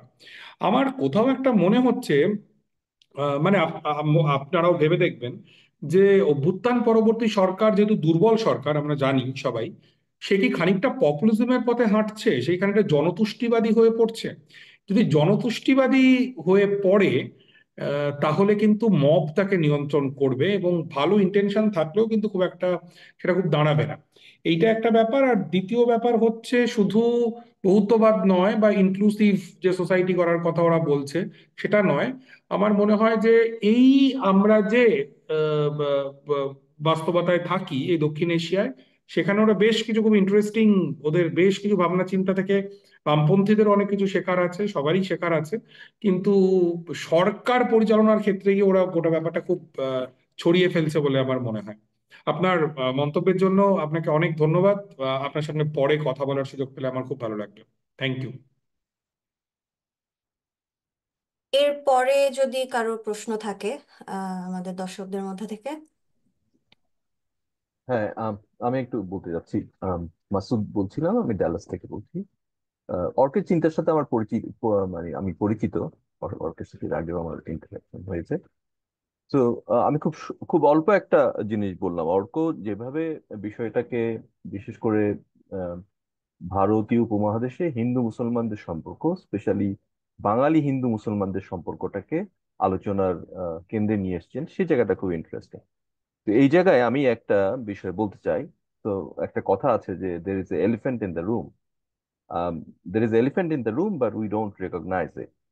তো এলিফ্যান্টটা হচ্ছে বাঙালি, বাংলাদেশের মানুষের সাথে যদি আপনি কথা বলেন, বোথ হিন্দু অ্যান্ড মুসলিম, আপনি দেখবেন, আমার ব্যক্তিগত ধারণা, প্রায় 60 থেকে 70% লোক, বা 70 থেকে 80% মুসলমান শেখ হাসিনার এই ডিপার্চারকে সাপোর্ট করে। Departure in a sense kicking out. আর আপনি যদি বাঙালি হিন্দুদের সাথে কথা বলেন, বাংলাদেশের হিন্দুদের সাথে কথা বলেন, তাহলে দেখবেন যে 80 থেকে 90%, বা সংখ্যাটা আরো বেশিও হতে পারে, হিন্দু এই হাসিনার, এই যে হাসিনাকে যে বের করে দেওয়া হলো দেশ থেকে, এইটাকে সমর্থন করে না। এবং এর ফলে তারা অত্যন্ত একটা ইনসিকিউরিটিতে ভুগছে। তাহলে ব্যাপারটা যে দাঁড়ালো শেষ পর্যন্ত, আমাদের 50 বছরের যে liberal effort two bridge the gap between Hindus and Muslim has gone in vein. So আমরা আবার সেই 47 সালে যে এই যুক্তিহীন মারামারি কাটাকাটির মধ্যে সেরকম একটা সিচুয়েশনে চলে গেলাম। সো অর্ককে রিকোয়েস্ট করব, um, তুমি যদি বিষয়টা একটু তোমার দিক থেকে, আমার একটা ব্যাখ্যা আছে, আমি সেটা যাব না এখানে। অর্কের বিষয়টা শুনতে চাই যে অর্ক কিভাবে ভাবছে জিনিসটা। মাসুদ ভাই, থ্যাংক ইউ। খুব কঠিন প্রশ্ন এত অল্প সময়ে। তো আপনি কি চট্টগ্রামের মাসুদ ভাই? হ্যাঁ, হ্যাঁ, হ্যাঁ, ও, ডেফিনেটলি। I C. ভালো আছেন ভাই? আচ্ছা, হ্যাঁ, হ্যাঁ, অনেক। ঠিক আছে। ওয়েল, তো যেটা উম, খুবই কঠিন প্রশ্ন, কি করে অল্প সময়ে বলি। আমি তাও 2 মিনিটের মধ্যে একটা বলার চেষ্টা করছি।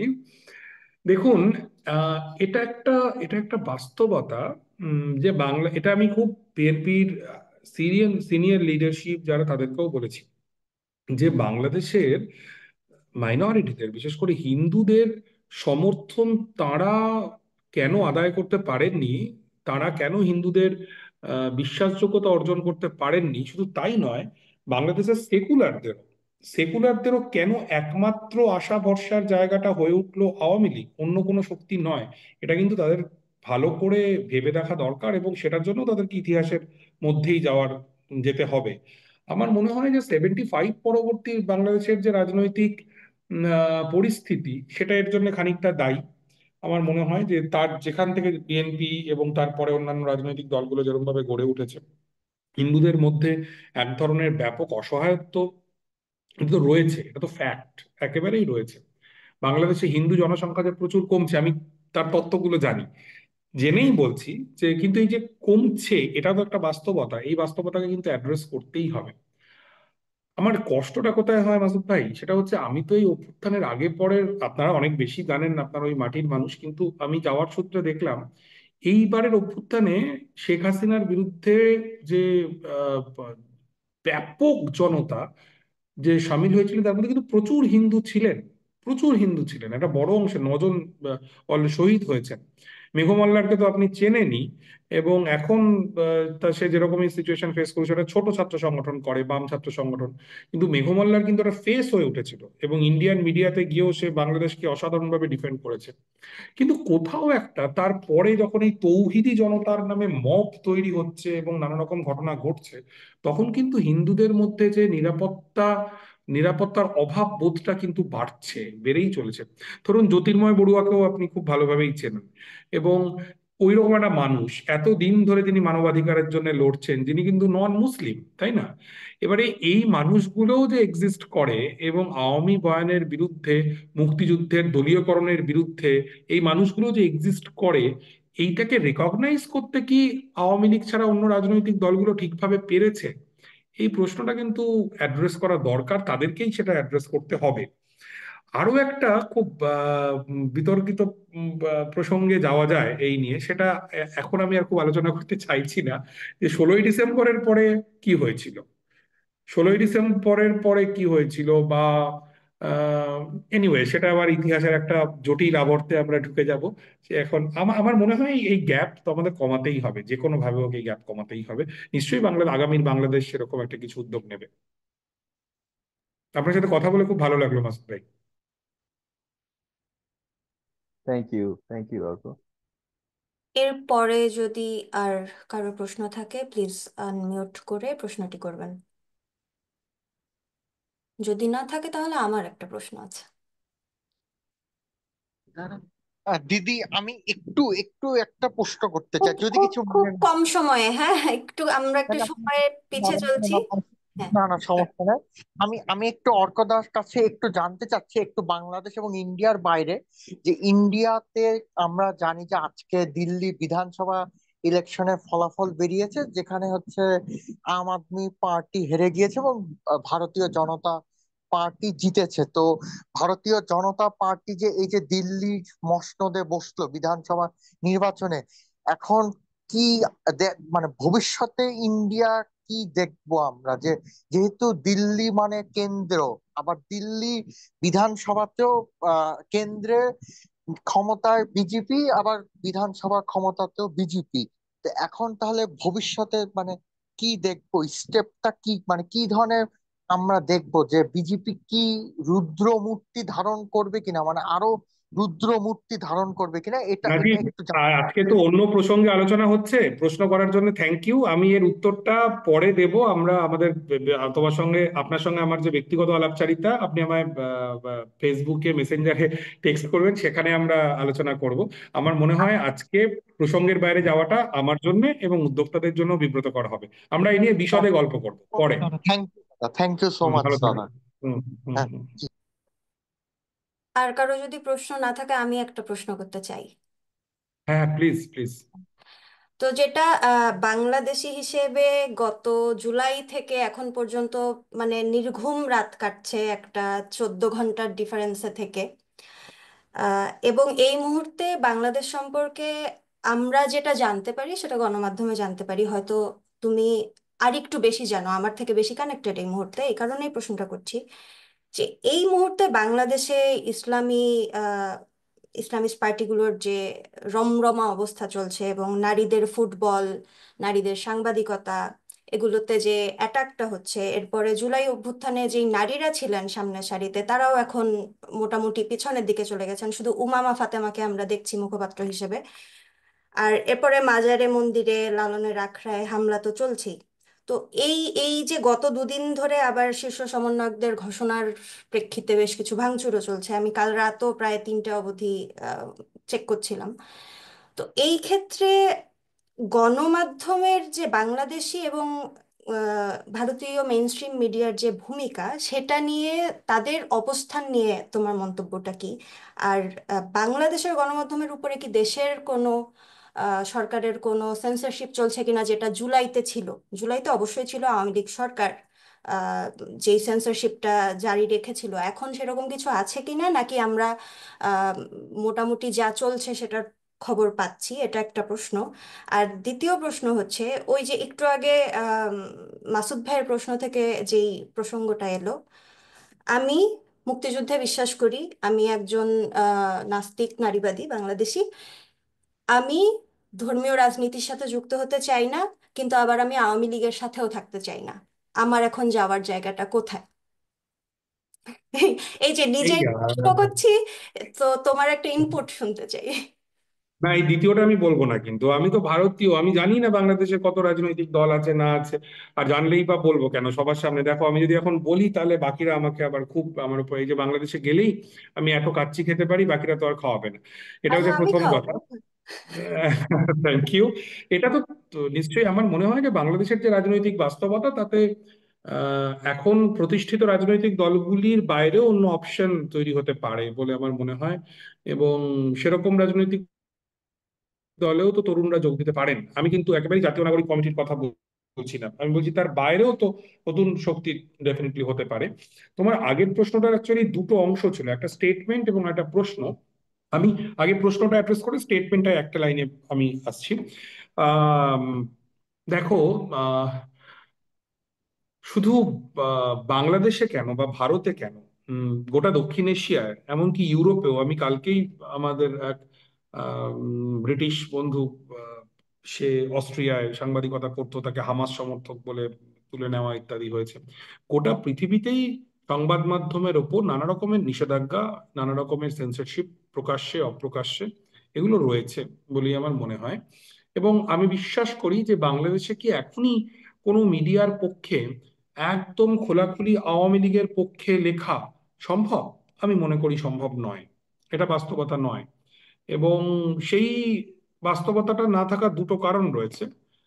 এটা মেনে নিতে হবে যে আওয়ামী লীগ সত্যি এই মুহূর্তে, তার বিরাট মহান অতীত থাকা সত্ত্বেও, এই মুহূর্তে একটা গণধিকৃত রাজনৈতিক দলে পরিণত হয়েছে।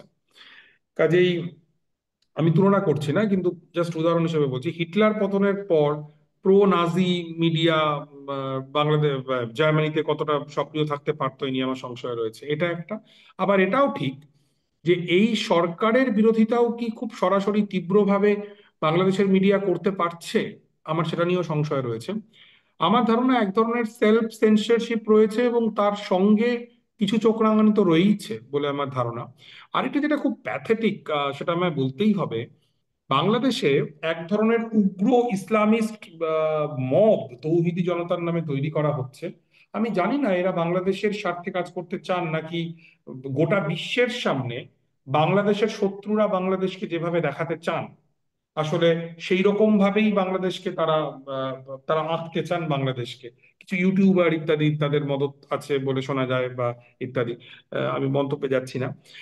প্রথম আলো এবং ডেইলি স্টারের সামনে তারা বিক্ষোভ করা, গরু জবাই করা ইত্যাদি যে কর্মসূচিগুলো নিয়েছিল, সেগুলো কিন্তু খুব সুস্থ গণতান্ত্রিক কর্মসূচি নয়। অন্তর্বর্তীকালীন সরকারের কিন্তু এগুলো বন্ধ করাটা খুব জরুরি বলে আমার মনে হয়। এবারে আসি নৈরাজ্যের প্রশ্নে। এবং তোমার আরেকটা প্রশ্ন ছিল ইন্ডিয়ান মিডিয়া। ইন্ডিয়ান মিডিয়ার অবস্থা আমি আগেই বললাম, প্যাথেটিক প্যাথেটিক অবস্থা। এবং অধিকাংশ ইন্ডিয়ান মিডিয়া, একটি দুটি কাগজ ছাড়া, তারা কার্যত ফার রাইট পলিটিক্যাল শক্তির প্রোপাগান্ডা মেশিনে পরিণত হয়েছে। এটা মানতেই হবে, মেনে নিতে হবে। খুব দুঃখজনক ভাবে অনেকে বলেন, আমি সেটা মনে করি না, ভারত দক্ষিণ এশিয়ার ইসরায়েলে পরিণত হয়েছে। কাজেই ইসরায়েলে যদি ভারত পরিণত হয়ে থাকে, তাহলে মিডিয়ারও সেরকম একটা কিছুই হবে। আর তুমি যেটা প্রথম কথা বললে, নির্ঘুম রাত এবং ইত্যাদি, এটা সত্যি নির্ঘুম রাত কাটানোর মতোই সময়। আমি শুধু তোমায় জাস্ট একটু ভেবে দেখতে বলবো। তুমি যদি নিকোলাই অস্ট্রোভস্কির লেখা ইস্পাত বইটা পড়ো, যেটা সোভিয়েত বিপ্লবের পর লেখা হয়েছিল, সেই বইতে আমরা দেখেছি যে বিপ্লব হয়ে গেছে 17 সালে, আর 20 সালে 21 সালে তখনও এই পাভেল কোরচাগিন বলে যে ছেলেটিকে, তাকে যুদ্ধ করতে হচ্ছে। তাকে তার গৃহযুদ্ধ চলছে। তুমি যদি ফরাসি বিপ্লবের ইতিহাস দেখো, 1789 ফরাসি বিপ্লব শেষ হয়ে গিয়েছে, তারপরে দশকের পর দশক অন্তত নেপোলিয়ান ক্ষমতায় আসা পর্যন্ত রোজ গৃহযুদ্ধ, রোজ গিলোটিনে মাথা কাটা পড়ছে। কাজেই বাংলাদেশে আহ, কি অতখানি নৈরাজ্য রয়েছে আমি জানি না। শ্রীলঙ্কায় 2 বছর আগে আমি যখন আড়াগালার সময় যাই, খুব কুৎসিত ঘটনা হয়েছিল যে এমপিদের বাড়ি জ্বালিয়ে দেওয়া এবং তাদেরকে মেরে ফেলা ইত্যাদি ঘটনা। বাংলাদেশে 300, আমি খুব খুশি তার জন্য যে বাংলাদেশে 300 জন এমপি এখনো পর্যন্ত কিন্তু তাদের উপর আক্রমণ হয়েছে, কিন্তু তারা প্রত্যেকে প্রাণে বেঁচে আছেন। আক্রমণটাও নিন্দনীয়, ভীষণ নিন্দনীয়। কাজে নৈরাজ্য হচ্ছে বাংলাদেশে, কতটা হচ্ছে মুক্তিযুদ্ধের পরে তুমি আমার থেকে অনেক অনেক ভালো জানো। মুক্তিযুদ্ধের পরে 74 সাল পর্যন্ত এদিকে ধরো রক্ষী বাহিনী, ওদিকে গণবাহিনী, তাদের মধ্যে যে মারামারিতে কত মানুষ তারা প্রাণ হারিয়েছিলেন। বীর একজন মুক্তিযোদ্ধা, তার বিরুদ্ধে অভিযোগ রয়েছে তিনি প্রকাশ্যে ময়দানে খুঁচিয়ে খুঁচিয়ে রাজাকার বলে এবং চীনপন্থীদের, এসব অভিযোগ তো রয়েছে, তাই না? কাজেই নির্ঘুম রাত আমাদের অবশ্যই কাটাতে হচ্ছে, কিন্তু পরিস্থিতি কতটা বিপজ্জনক সেটাও বোধহয় অ্যাড্রেস করা দরকার। ইন্ডিয়ান মিডিয়া করছে, রং চড়াচ্ছে। আমার মনে হয় যতটাই নৈরাজ্য হচ্ছে, দেশে নৈরাজ্য তো হচ্ছেই, মাজার ভাঙছে, টানা কিছু নৈরাজ্য হচ্ছে, অন্তর্বর্তীকালীন সরকারকে আইদার এটা বন্ধ করতে হবে, অথবা দ্রুত তাদেরকে ইলেকশন দিতে হবে, যাতে পলিটিক্যাল সরকার এসে যাতে তারা বন্ধ করতে পারে। মবের কাছে আত্মসমর্পণ করা যাবে না। তোমার এই শেষ কথাটায় আমি সম্পূর্ণভাবে একমত। এবং আরেকটি তথ্য, আমি পলাতক, একজন নেত্রী পলাতক হলে যেই দলের কোনো অস্তিত্ব থাকে না, তাকে আমি মেইন স্ট্রিম মিডিয়ায় দেখতেও চাই না। এরপরে আহ ইরফান ভাই সম্ভবত আরেকটু কিছু বলতে চাচ্ছিলেন, আমি ওনাকে আবার একটু আনমিউট করতে বলবো। 1 মিনিট ভাইয়া। যদি কেউ না থাকে, হ্যাঁ, যদি 1 মিনিট। ওকে। না, খুব ভালো লাগলো অর্ক পাভেল কর্চাগিনের কথা আনলেন। বাংলাদেশের একটা সময়ের বাচ্চাদের নাম যদি দেখেন, অনেকের নামে পাভেল পাবেন। কারণ ঠিক ঠিক। ইকোনমিক্স নাম নিয়ে বিশ্লেষণ করতে গিয়ে বলেছে একটা সময়ের প্রভাব পড়ে। এটা আমি বলতে চাচ্ছি, ওই ইস্পাত কিন্তু বাংলাদেশের রাজনৈতিক নেতারা তাদের কর্মীদের পড়তে দিতেন, আমার নেতা আমাকে দিয়েছিলেন। দেখ, আমি একটা জিনিস আলাপ করিনি, বহুত্ববাদ নিয়ে অবশ্যই অনেক আলাপও হতে পারে, এটা তো আর পুরো নতুন কিছু না, এটা অ্যাজ ওল্ড এজ অ্যাথেনিয়ান ডেমোক্রেসির মতো একটা পুরনো কনসেপ্ট। আমি যেটা বলছি, যেটা যে প্রশ্নটা এসছে অনেকের কথাতেই, এই যে আস্ফালন শুধু নয়, এক ধরনের প্রসার, ধর্মীয় রিচুয়ালস বা ধর্মীয় পোশাকের, যেটি নিয়ে অর্ক একটি হাইপোথেসিস দিয়েছেন, যেটা অনেকেই বলে। তো সেটা আমি জানি না, এটা সাইন্টিফিক্যালি প্রুফ করার ব্যাপার আছে, সোশ্যাল সায়েন্টিস্টরা প্রুফ করবেন, কারণ ভারত থেকেও কিন্তু অনেক লোক মধ্যপ্রাচ্যে যায়, জানি না ভারতের হিজাবের প্রভাব কতটা বেড়েছে এই কারণে। তো আমি মনে করি যে হ্যাঁ, প্রভাবটা গ্লোবাল, এই একটা জায়গায় আমি অর্কর সাথে এগ্রি করি। কিন্তু আপনি যেটা বলছেন যে এই প্রভাবটা যাদের মাধ্যমে আসার কথা বলছেন, তারা কিন্তু আসলে খুব একটা দৃশ্যমান না, এই কথাটা আমি আগেও ব্যবহার করেছি, যে মিডিয়ায় যারা দৃশ্যমান তাদের মধ্যে এখন হিজাব দেখা যাচ্ছে, ঢাকা বিশ্ববিদ্যালয়ের মেয়েদের মধ্যে। সেটা কোথা থেকে আসছে?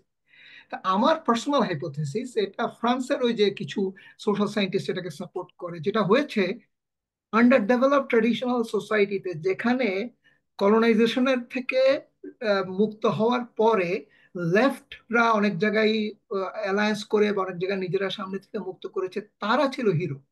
কিন্তু সেই জায়গাটা ধীরে ধীরে 90-এর পর থেকে সরে গেছে, বা সেই জায়গাটা নড়ে গেছে। এবং এর পরে আবার মানে গ্লোবাল আধিপত্যবাদ, আজকে টাইটেল আধিপত্যবাদ আছে, আমি প্রাসঙ্গিক হচ্ছে ওরকম, গ্লোবাল আধিপত্যবাদের বিরুদ্ধে এইসব উন্নত দেশে যারা লড়াই করেছে, তাদের কিন্তু ইসলামিস্ট পরিচয়টা ছিল, যার ফলে তরুণদের মাঝে হিরোইজমের নতুন জায়গা হিসাবে এই ইসলামিজমটা এসছে। তো আমার মনে হয় জাসদের কথা আজকে একবার অন্তত শুনেছি, ওর মুখে খুব ভালো লেগেছে। আমি জাসদের ছাত্র সংগঠন করতাম ঢাকা বিশ্ববিদ্যালয়ে পড়াকালীন।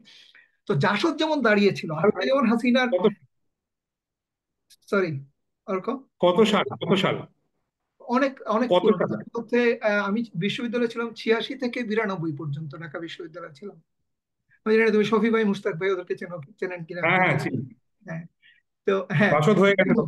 এনিওয়ে, আমি যেটা বলছিলাম যে এই যে মানে জাসদ যেমন শেখ মুজিব যখন 72-এর পরেই তো একটা সমস্যা তৈরি হয়ে গেছিল, শেখ মুজিবের বিশাল ব্যক্তিত্বের সামনে গণতন্ত্রের ভবিষ্যৎ কি, তখন যেমন লেফটরা সামনে চলে এসছে, জাসদ কিন্তু আওয়ামী লীগের পেটের ভিতর থেকে বের হয়ে এসছে, অস্কো পিকিং এর বাইরে এক ধরনের জাতীয়তাবাদী সমাজতান্ত্রিক, সেই নামটিই তারা নিয়েছে, যেটার অবশ্য অনেক রকম অপব্যাখ্যা হয়।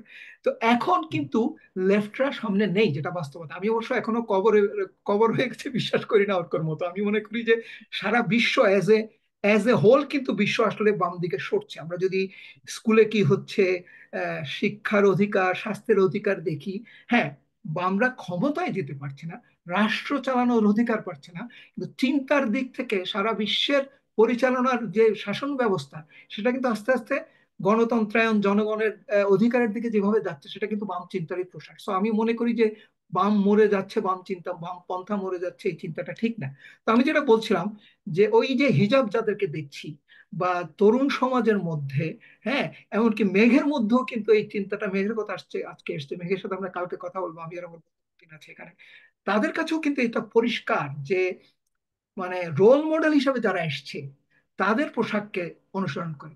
আরেকটি ব্যাখ্যা নারীত্ববাদের দিক থেকে রিদিতা যে কথাটি এনেছে, আমি জানি রিদিতা আমি 1 মিনিটের বেশি নিয়ে নিচ্ছি, সো যদি থামিয়ে দিতে চাও দ্যাটস ওকে, জাস্ট আরেকটা পয়েন্ট বলবো। সেটা হচ্ছে যে এক ধরনের আহ মানে মেয়েদের মধ্যে যে অনিরাপত্তা বোধ, সেখানে এই আবরণটা তাকে এক ধরনের নিরাপত্তা দিচ্ছে। এই ধরনের একটা হাইপোথেসিস আমি অনেক সমাজবিজ্ঞানী গীতিয়ারা নাসরিন আপার কথায় আমি এরকম কথা দেখেছি। তো এগুলো কোনোটাই আসলে মানে রিসার্চ বেসড এভিডেন্স না, মোর অ্যানেকডোটাল মানুষের কথাবার্তা শুনে। তো আমার মনে হয় এই জিনিসগুলো নিয়ে আসলে নিবিড় গবেষণা হওয়া দরকার। সেটাও দিশারি ফান্ড করতে পারে, যেহেতু আমি আমি বললাম, সেই গবেষণাগুলোর রেজাল্ট কিন্তু আসলে এই বিদ্বেষটা দূর করায় খুব হেল্প করবে। আমাদের আসলে জানা দরকার চিন্তার জগৎটা কিভাবে পরিবর্তিত হচ্ছে। হ্যাঁ, ব্যাপারটা এত সোজা না ব্যাপারগুলো। অনেক ধন্যবাদ, খুব ভালো আলোচনা হলো আজকে।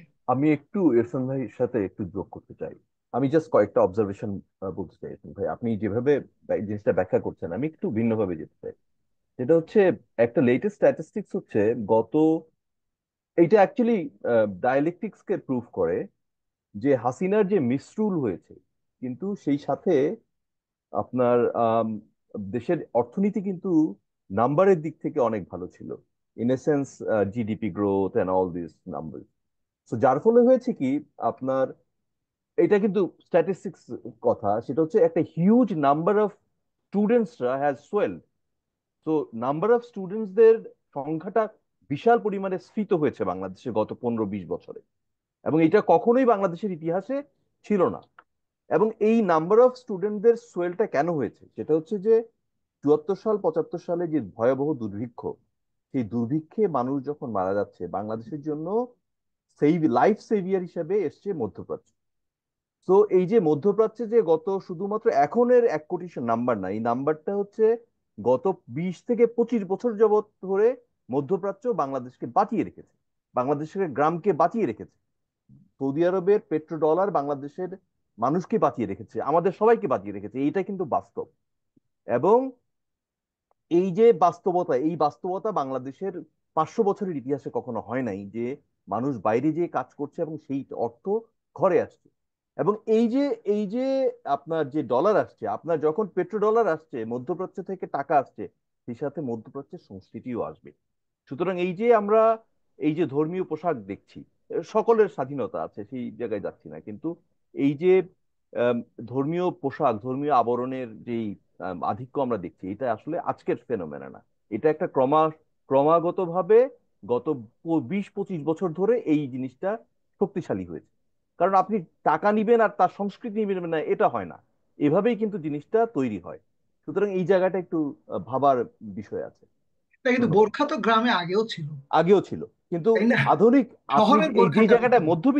মধ্যবিত্ত এবং উচ্চ মধ্যবিত্তের মধ্যে এই প্রসারটা হয়েছে, কারণ হচ্ছে যে আগে যে গ্রামের কৃষক, যে এই কৃষকের সন্তান আগে স্কুলে যাওয়ার কথা চিন্তা করতে পারতো না, বিশ্ববিদ্যালয়ে যাওয়ার কথা চিন্তা করতে পারতো না, সে, আপনি নাম্বারটা তাই প্রুফ করে যে আজকে আচ্ছা, আপনি মধ্যপ্রাচ্যে বলতে চাচ্ছেন তারা মাইগ্রেট করেছে, হ্যাঁ, বোরখাওয়ালারা যে মাইগ্রেট করেছে। রাইট, আচ্ছা, মধ্যপ্রাচ্যে যে লোকটা কাজ করছে, তার ডলার দিয়ে, তার পেট্রো ডলার দিয়ে তার ভাগিনা, ভাস্তি, তার ছেলে, তার সন্তান, এরা স্কুল কলেজে যাচ্ছে।